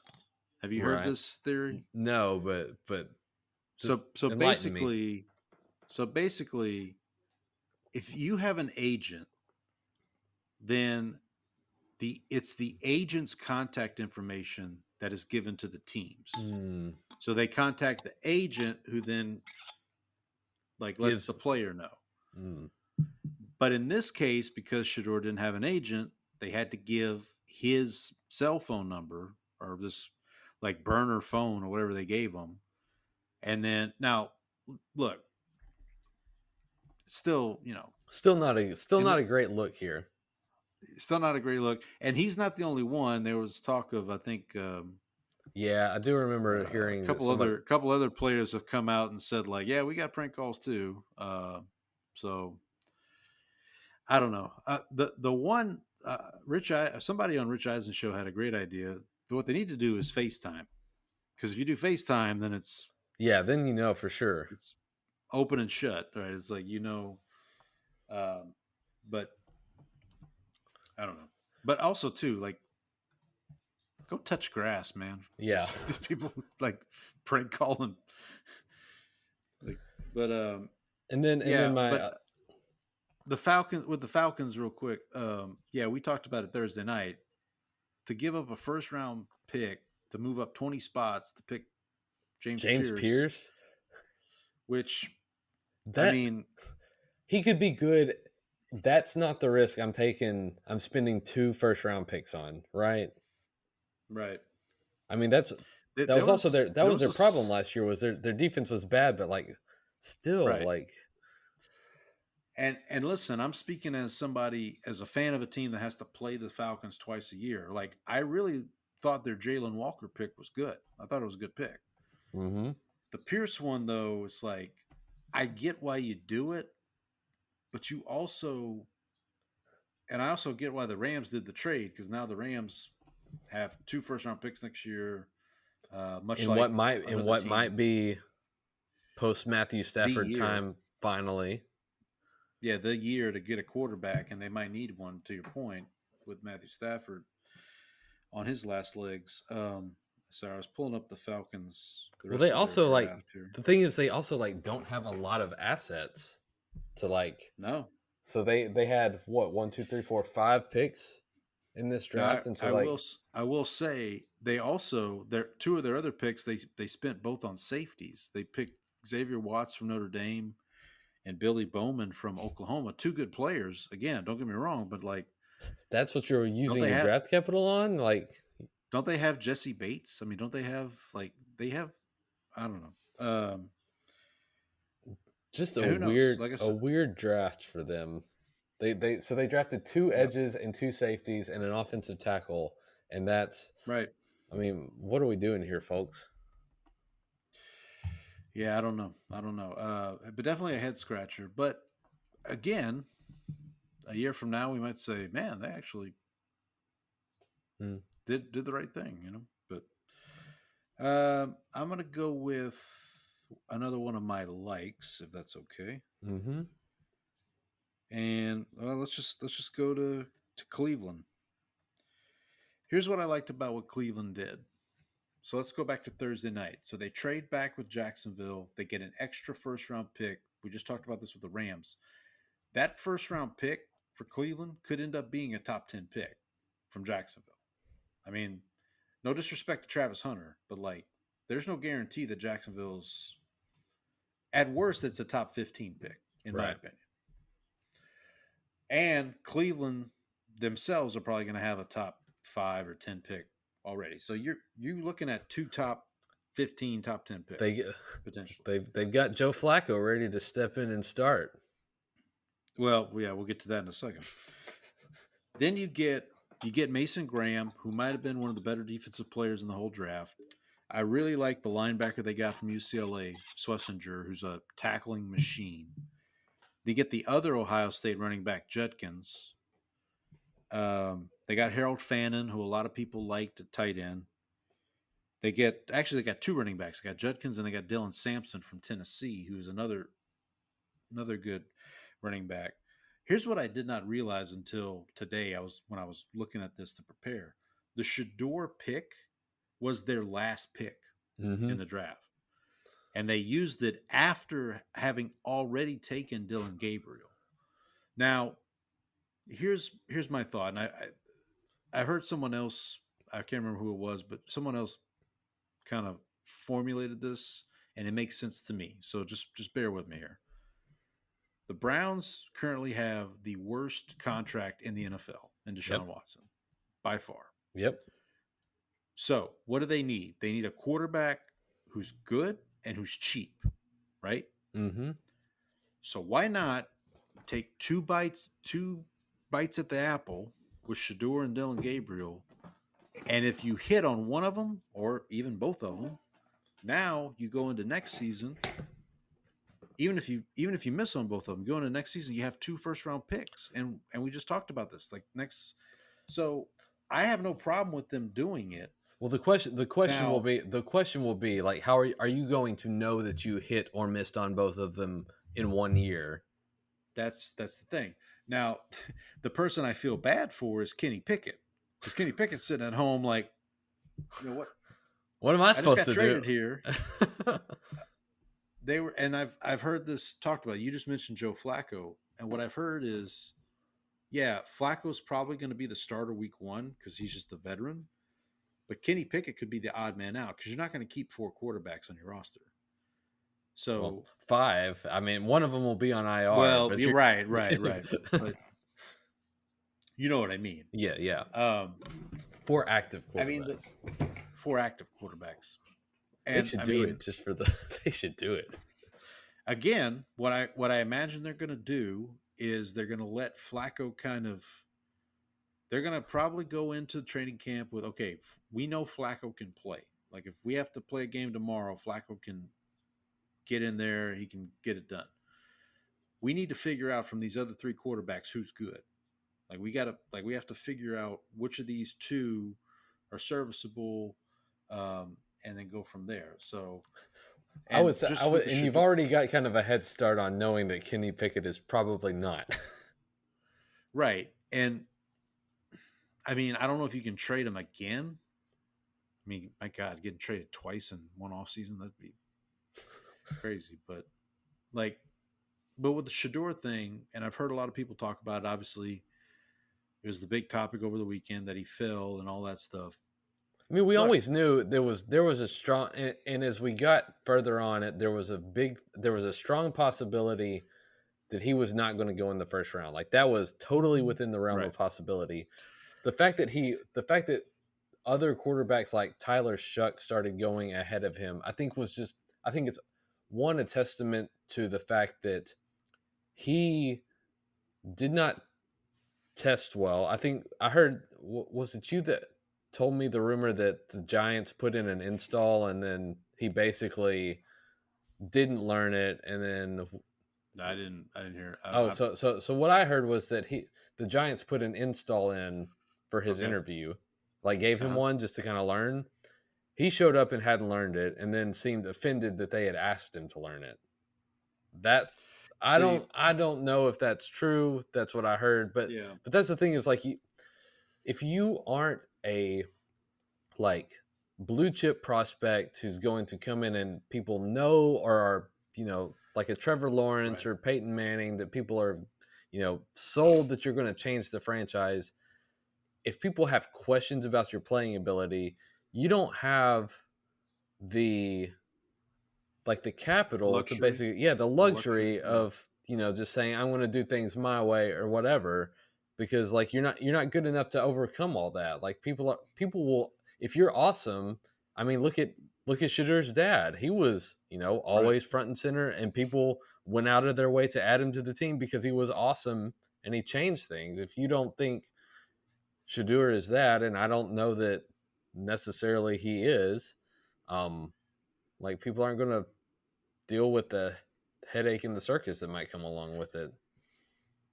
Yeah, what I was reminded of, and obviously I've never been in this situation, right? Never been an athlete. I've never been an athlete of that caliber. Never been through this process. The closest thing I've been through is when I was in college, and I was in marching band, and like I was in drumline. We had to audition every year, right? And I was told one time, like, if you go into an audition and there's two players who are about equal ability, Mm-hmm. and one's a jerk and one's not a jerk, You guess take which the one one. they're going to pick, Yeah, exactly. right? So, and look, I wasn't in the room. I don't know what happened with Shador. I hope that he at least comes out of this and handles it the right way and Mm-hmm. uses this as a development tool. We'll see. I think he's going to get a chance in Cleveland. I mean, but who knows? So this the story apparently came from ESPN's Todd McShay about the Giants install. Oh, right. I did hear this. Yeah. Okay. I did hear this. Yeah. Yeah. Look, I mean, and at this point, it is what it is, right? And he's just got to. And one of the best clips all weekend was, I don't know if you saw it, was Reese Davis, kind of like, because Mel Kiper all weekend's like just angry about the whole thing. And finally, Reese Davis is like, Mel, like, Mal. like, just calm down, Mel. Todd. And I get it from Mel's perspective, because like Mel's been doing this for 30, 40 years, Mhm. and he had Shador number one on his board. He has the number one quarterback. So when your number one guy is now In the fifth falling round. into the fifth round, it makes you look foolish. Right. And so I get it. But yeah, all in all, I will say I think Cleveland, even with, and the Dylan Gabriel piece of this, I've seen some people think he's probably one of the more underrated quarterbacks because of his size. He's a little shorter. And he comes from that Oregon offense. Obviously, that can have certain connotations. Is it me again? Do I get to pick? Yeah, I think you go again. Let's stay in the AFC North, and let's go with the Pittsburgh Steelers. Now, this is a team that I really thought would draft Shador, and when they didn't draft him in round one, that's the first time I thought, okay, this is going to be a while for Shador. Like, you're going to have to wait. They ended up drafting Derek Harmon, which, best wishes to him. His mother passed away that night. That's right. I do remember seeing. He was able to go see her and tell her that he was drafted, but then she passed away. Yeah, I think Dak sent him like and wished him well because like his mom never got to see him like make the NFL. Right. She had been battling. I don't want to speculate what the illness was, but she had been fighting for a while. So all the best to him. But then they go ahead and get Caleb Johnson from Iowa, running back, who great pick in that. And then Jack Sawyer in round 4. Again, Jack Sawyer was like a round 2, round 1 prospect coming into the season. So they got him at round 4, and he's definitely a Steeler type of guy. Like if you've watched him play, he's. They got the defensive tackle from Iowa, Yaya Black. Yeah, Black. Yeah. Okay. Caleb Johnson doesn't have to even change his colors. Right. It's the same. Yeah. Well, Yaya Black doesn't either because he's Iowa. And then the Will Howard pick. I mean, there's some people who think Will Howard's the best quarterback in the class. So I mean, look, we've talked about him, pretty often. It's he had moments where he looked kind of awesome, but he also had you saw it firsthand, right, against Texas. So I mean, the thing with him and going back to Shuck, having all that experience, right? Like Bill Parcells used to have this thing where like he wasn't going to draft a quarterback who hadn't started a certain number of games in college. Well, Will Howard and Tyler Shuck definitely met that threshold. Does it matter? Will it lead to success? Who knows? But um, the other thing I'll say about Will Howard is, you know, Aaron Rodgers is not on the Steelers officially yet, so we'll see what happens if Rodgers decides to either retire or go somewhere else. Then it becomes Will Howard versus Mason Rudolph for your starting quarterback. There's a QB battle. Do you think they'll try to trade for Pickett back for Pickett at that point? But look, we know the Steelers. They're a well-run organization. Tomlin's top 5 coach in the league. I mean, I think they're gonna. I don't know if they're going to be a playoff team, but they're going to be a competitive team. So I was impressed with what they did. All right, Brandon. All right, I'm going to go back on my dislikes here. I'm going to go to Houston. So like, I get adding. I like Jalen Noel. He was one of the guys that I kind of wish Dallas had spent a pick on. But they took 2 wide receivers. They took a cornerback, a running back, safety. They took Graham Mertz out of Florida because good luck with that. And then they took Luke Lachey. There you go. There's another Iowa guy. Yeah. Yeah. They added 1 offensive lineman.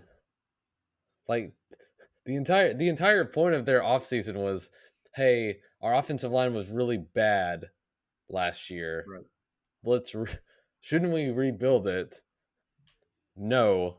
Let's get rid of our best tackle. And then now I will say the lineman they did add, Ursary from Minnesota, does look like he's going to be a good player. But to your point, so rush the other 4 guys. Right. So you need some help there. Yeah, I don't understand. Like, I get adding pass catchers and you want to, make CJ Stroud's life easier. I don't understand. I mean, we saw the problem with the reason he didn't have an easy life last year wasn't because they didn't add enough weapons. They went out and added Stephon Diggs. They tried to build around, the Nico. They had Tank Dell, who's obviously hurt now. They added Stephon Diggs. Yeah. So they did that, but yeah, I wonder. You're not fixing the. I wonder if the root. I wonder if the Jalen Noel pick. I wonder if that's a sign that Tank Dell is more seriously injured than. Hasn't he? Because he had the gunshot wound. In the offseason, and then he blew out his knee. Which is it the playoff game? It wasn't. No, it was like around Christmas that period, because it was against the Chiefs. Because Nico or somebody like ran into his leg. Yeah, right. Like he caught a pass, but then his teammate, he got friendly fire, and his teammate. Yeah, which you probably were expecting him to miss a lot of time anyway, even if it wasn't a horrific ACL injury. So like, I don't even know how much he'd be playing this year anyway. But I just don't know how much they like fix the actual problems that they had on offense last year. Unless you think, if you think the new offensive coordinator can help offset some of that, I still think you would need more bodies though. One interesting nugget here. So they drafted the 2 Iowa State wide receivers. They also last year, the year before, drafted Xavier Hutchinson, who also went to Iowa State. So like their receiver room is basically Iowa State. Iowa State, except for Nico Collins and Tank Dell whenever Tank Dell comes back healthy. Where did Nico Collins go again? I was just trying to remember. I know. I was just, yeah.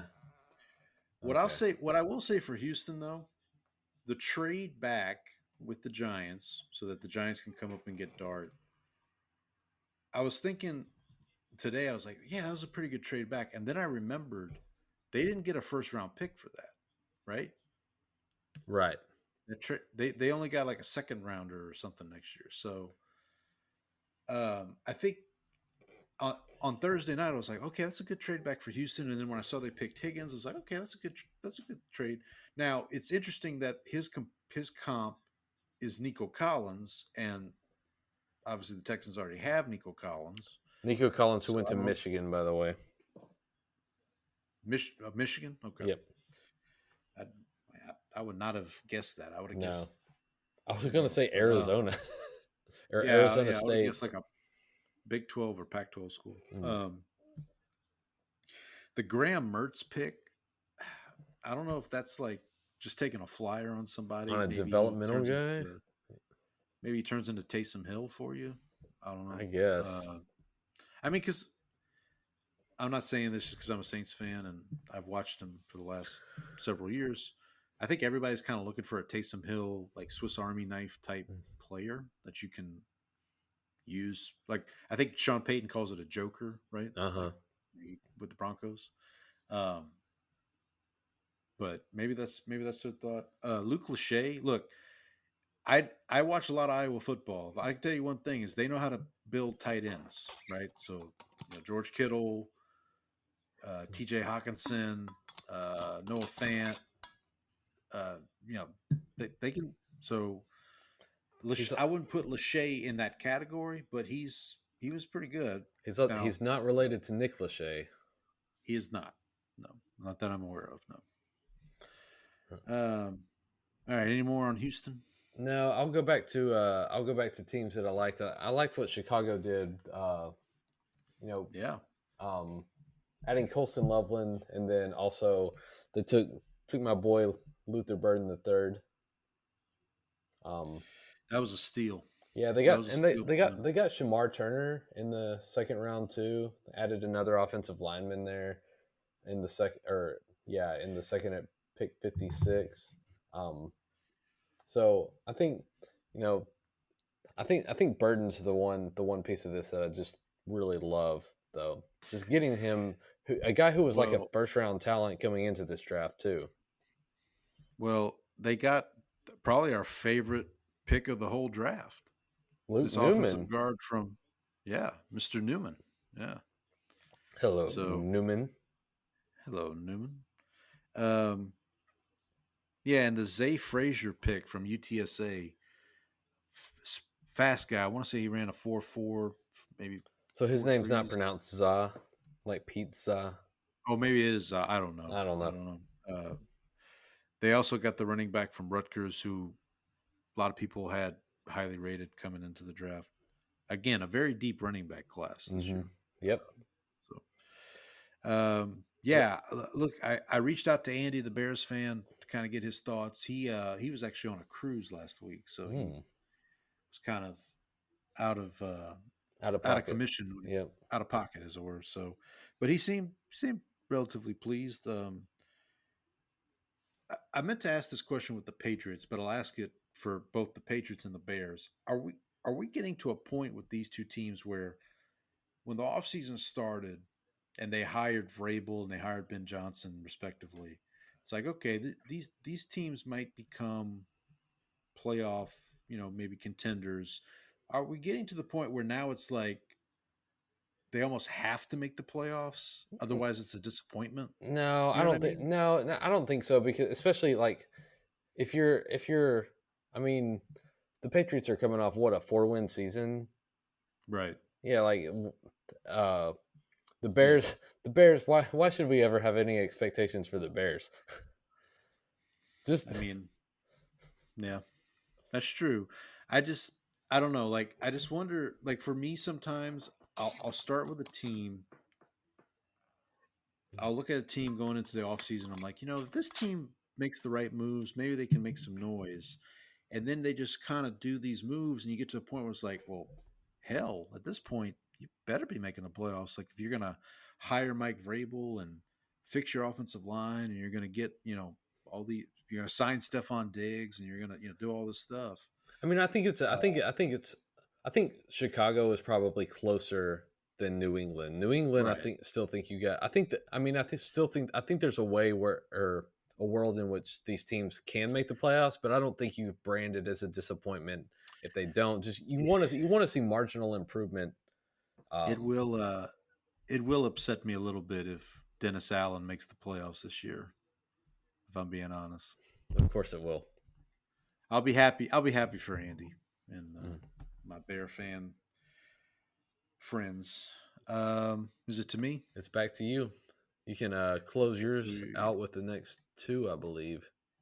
Yeah, so we talked about. So let me do a dislike.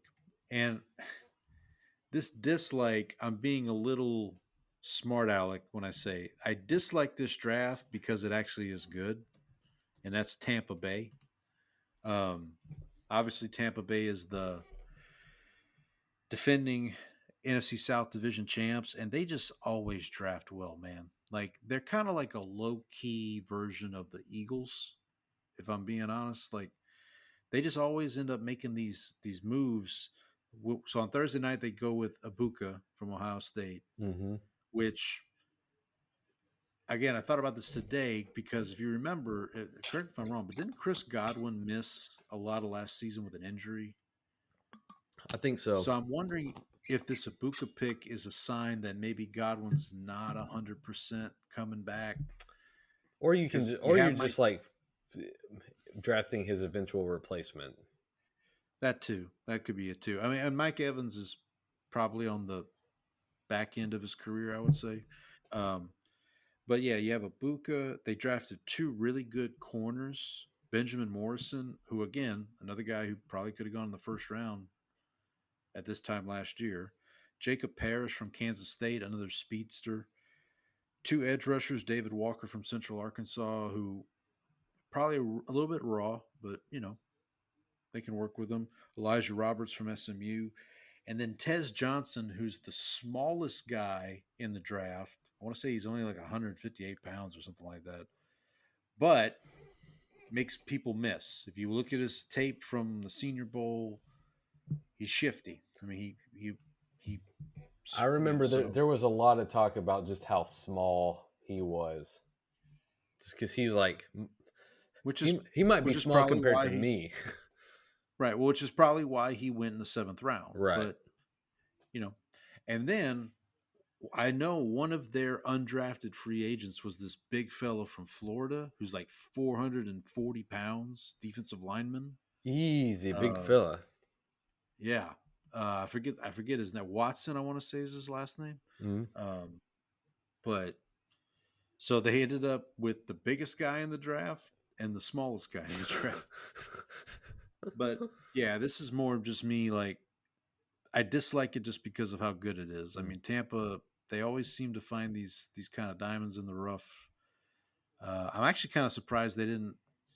Well, actually, they wouldn't have had a chance to. I was going to say I was surprised they didn't draft Zabel like Seattle, but Seattle draft went before them, so they wouldn't have had that chance.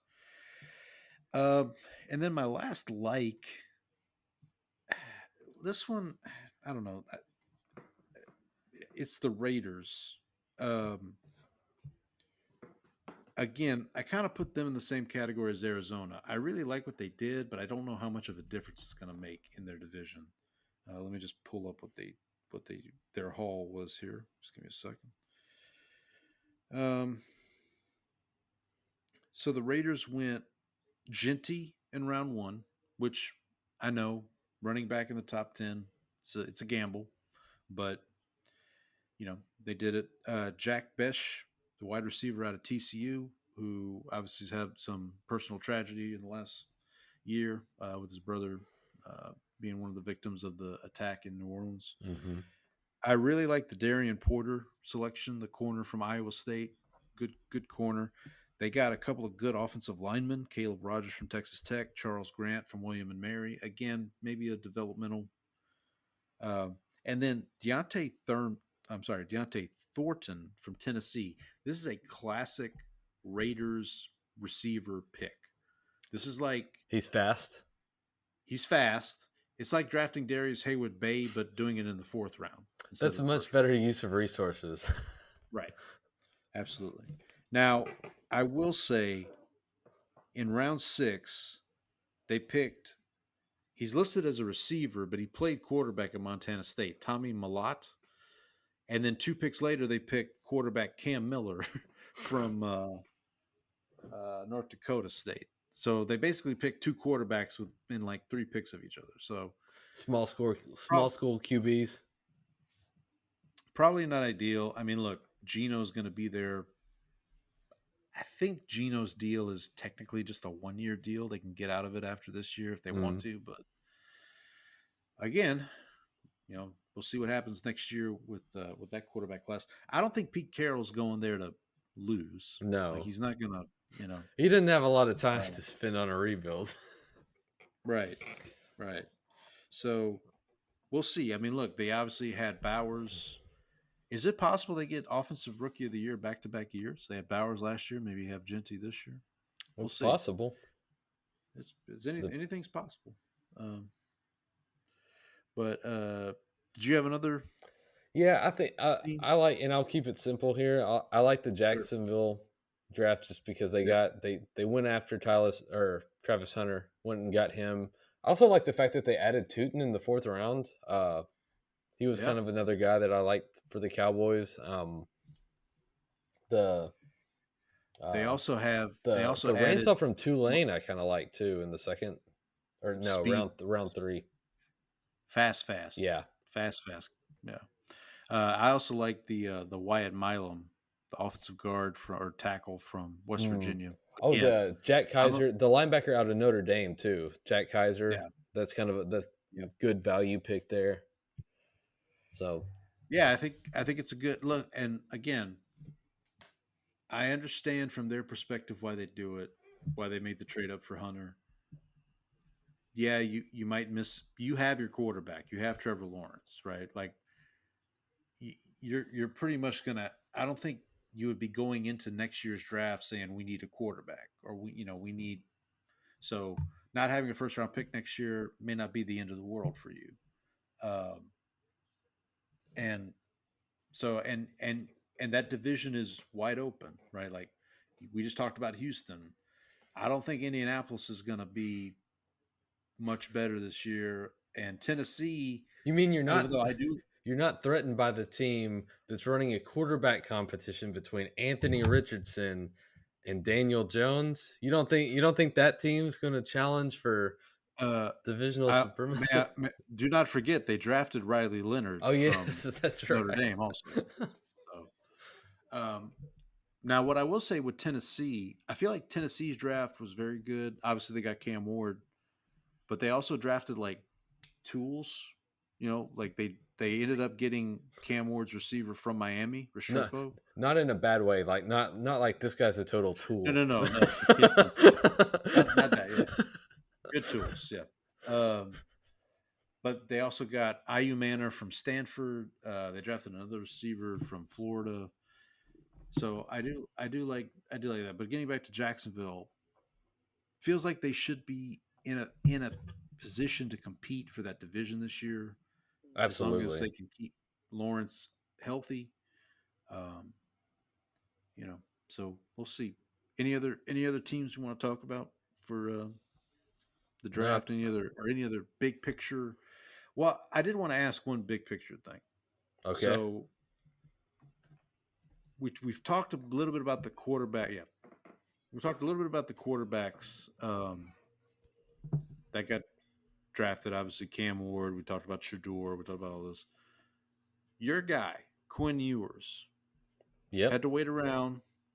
Got drafted by Miami. I feel like he has a better than 50% chance to actually see the field this year. Well, I mean, Tua is not exactly known for his durability.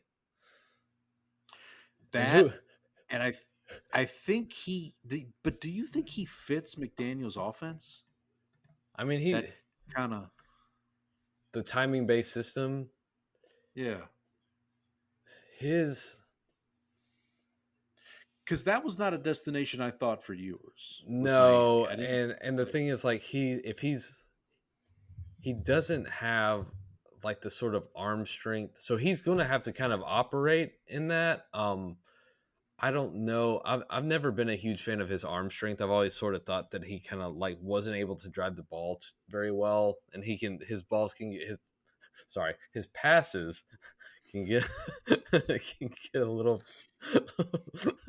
can get a little uh they're just a little they don't have enough zip on them, I think, and so that worries me. But I do think of all the places for him to go, I can kind of see that because Tua is not like a big arm strength guy. He's kind of a get the ball out where it needs to be. So I think maybe that actually works to his benefit there. Yeah. So that's kind of how I see it. Yeah, and looking at some of the other quarterbacks, I mean, we talked about Shough. Shuck's going to have a chance to start for the Saints. Cam Ward's going to probably be the starter for the Titans day one. They haven't declared that.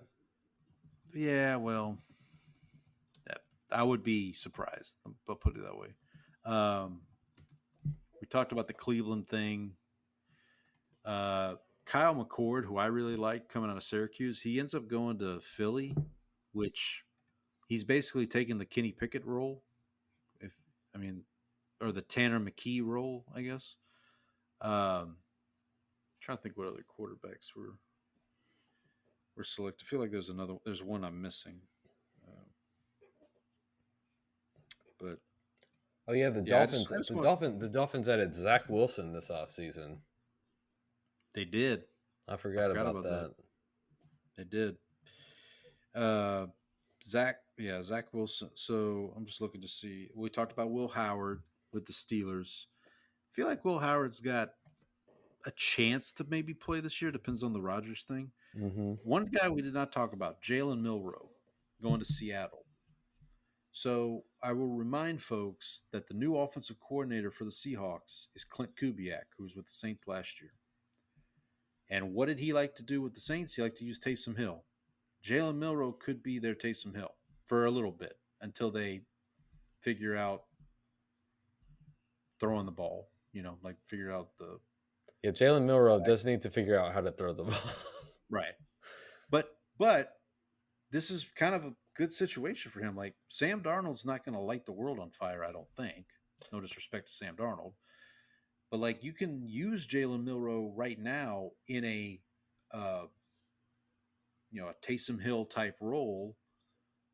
Let him get his feet underneath him and then kind of help him develop along. And we'll see. Now, again, Seattle's in a tough division. That's the only kind of bad thing for him. But we'll see how it goes. Anything else draft related we want to talk about before we...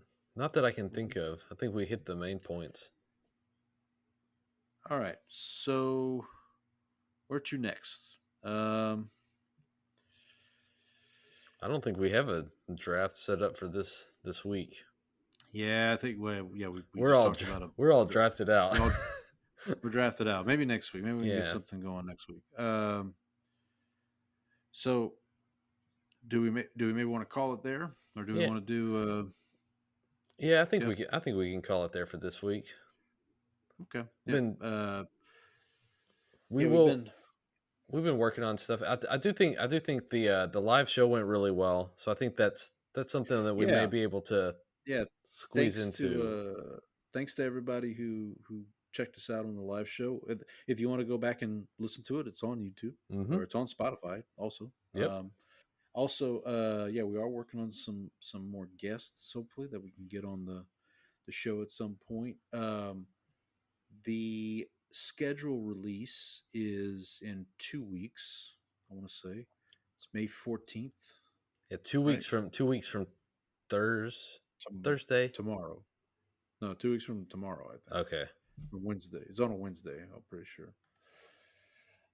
They did announce that during night one of the draft. Oh, you're right. You're right. So we might maybe we'll do a live. That watch along might be a little tricky because by the time you get to the announcements, everything's been leaked by that point. So yeah, but maybe we can at least hop on and just talk about the.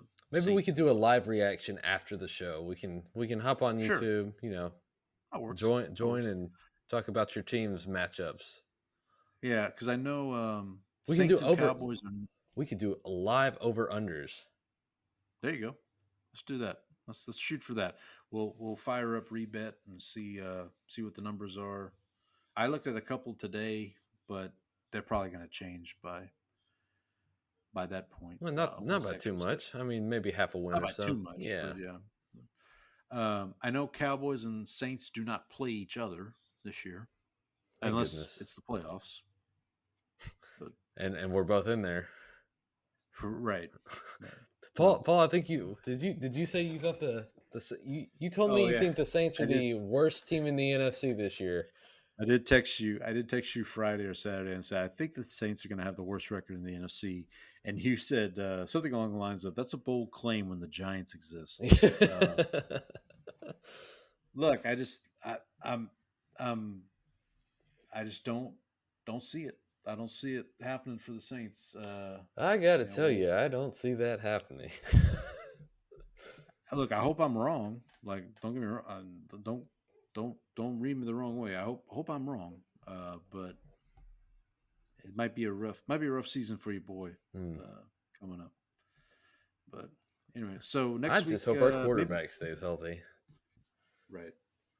But I think next week maybe we can preview the schedule release. Maybe talk about some of the divisional matchups. Games. Yeah. Some of the who we think is going to be that first game. Some of the international games. We'll talk about who's playing who in terms of divisions. Just kind of get a sense of, because that's really key when it comes to when you're predicting wins and losses, like win losses. Mm-hmm. You know, if you get to play the NFC South, for example, that's going to probably help your win losses. Or the AFC South. Yeah, maybe that's another thing we can do next week is maybe rank our divisions, predict what we think who's going to be the best division this year and all that stuff. Maybe we can. Yeah, that's a good idea. I like that. Yeah, but we'll figure something out. We'll have something good for you folks coming up next week. But until then, we could draft division winners. There you go. We could do that. I think so while you were on your European excursion, I did a playoff, way too early playoff for both AFC and NFC. We can maybe review that, but yeah, we can draft division winners. I'll have to go back. I've held off on listening to those episodes because you mentioned that you talked about the Severance season 2 finale, and so I was like, oh, I gotta stay away from this until I can actually catch up on that. So I'm finally caught up on Severance. I'm caught up on all my podcast backlog that I had finally. So so now I can go back and actually. Yeah. So we'll have some good stuff to talk about next week for sure. Mm-hmm. But until then, happy football, everyone. Happy football.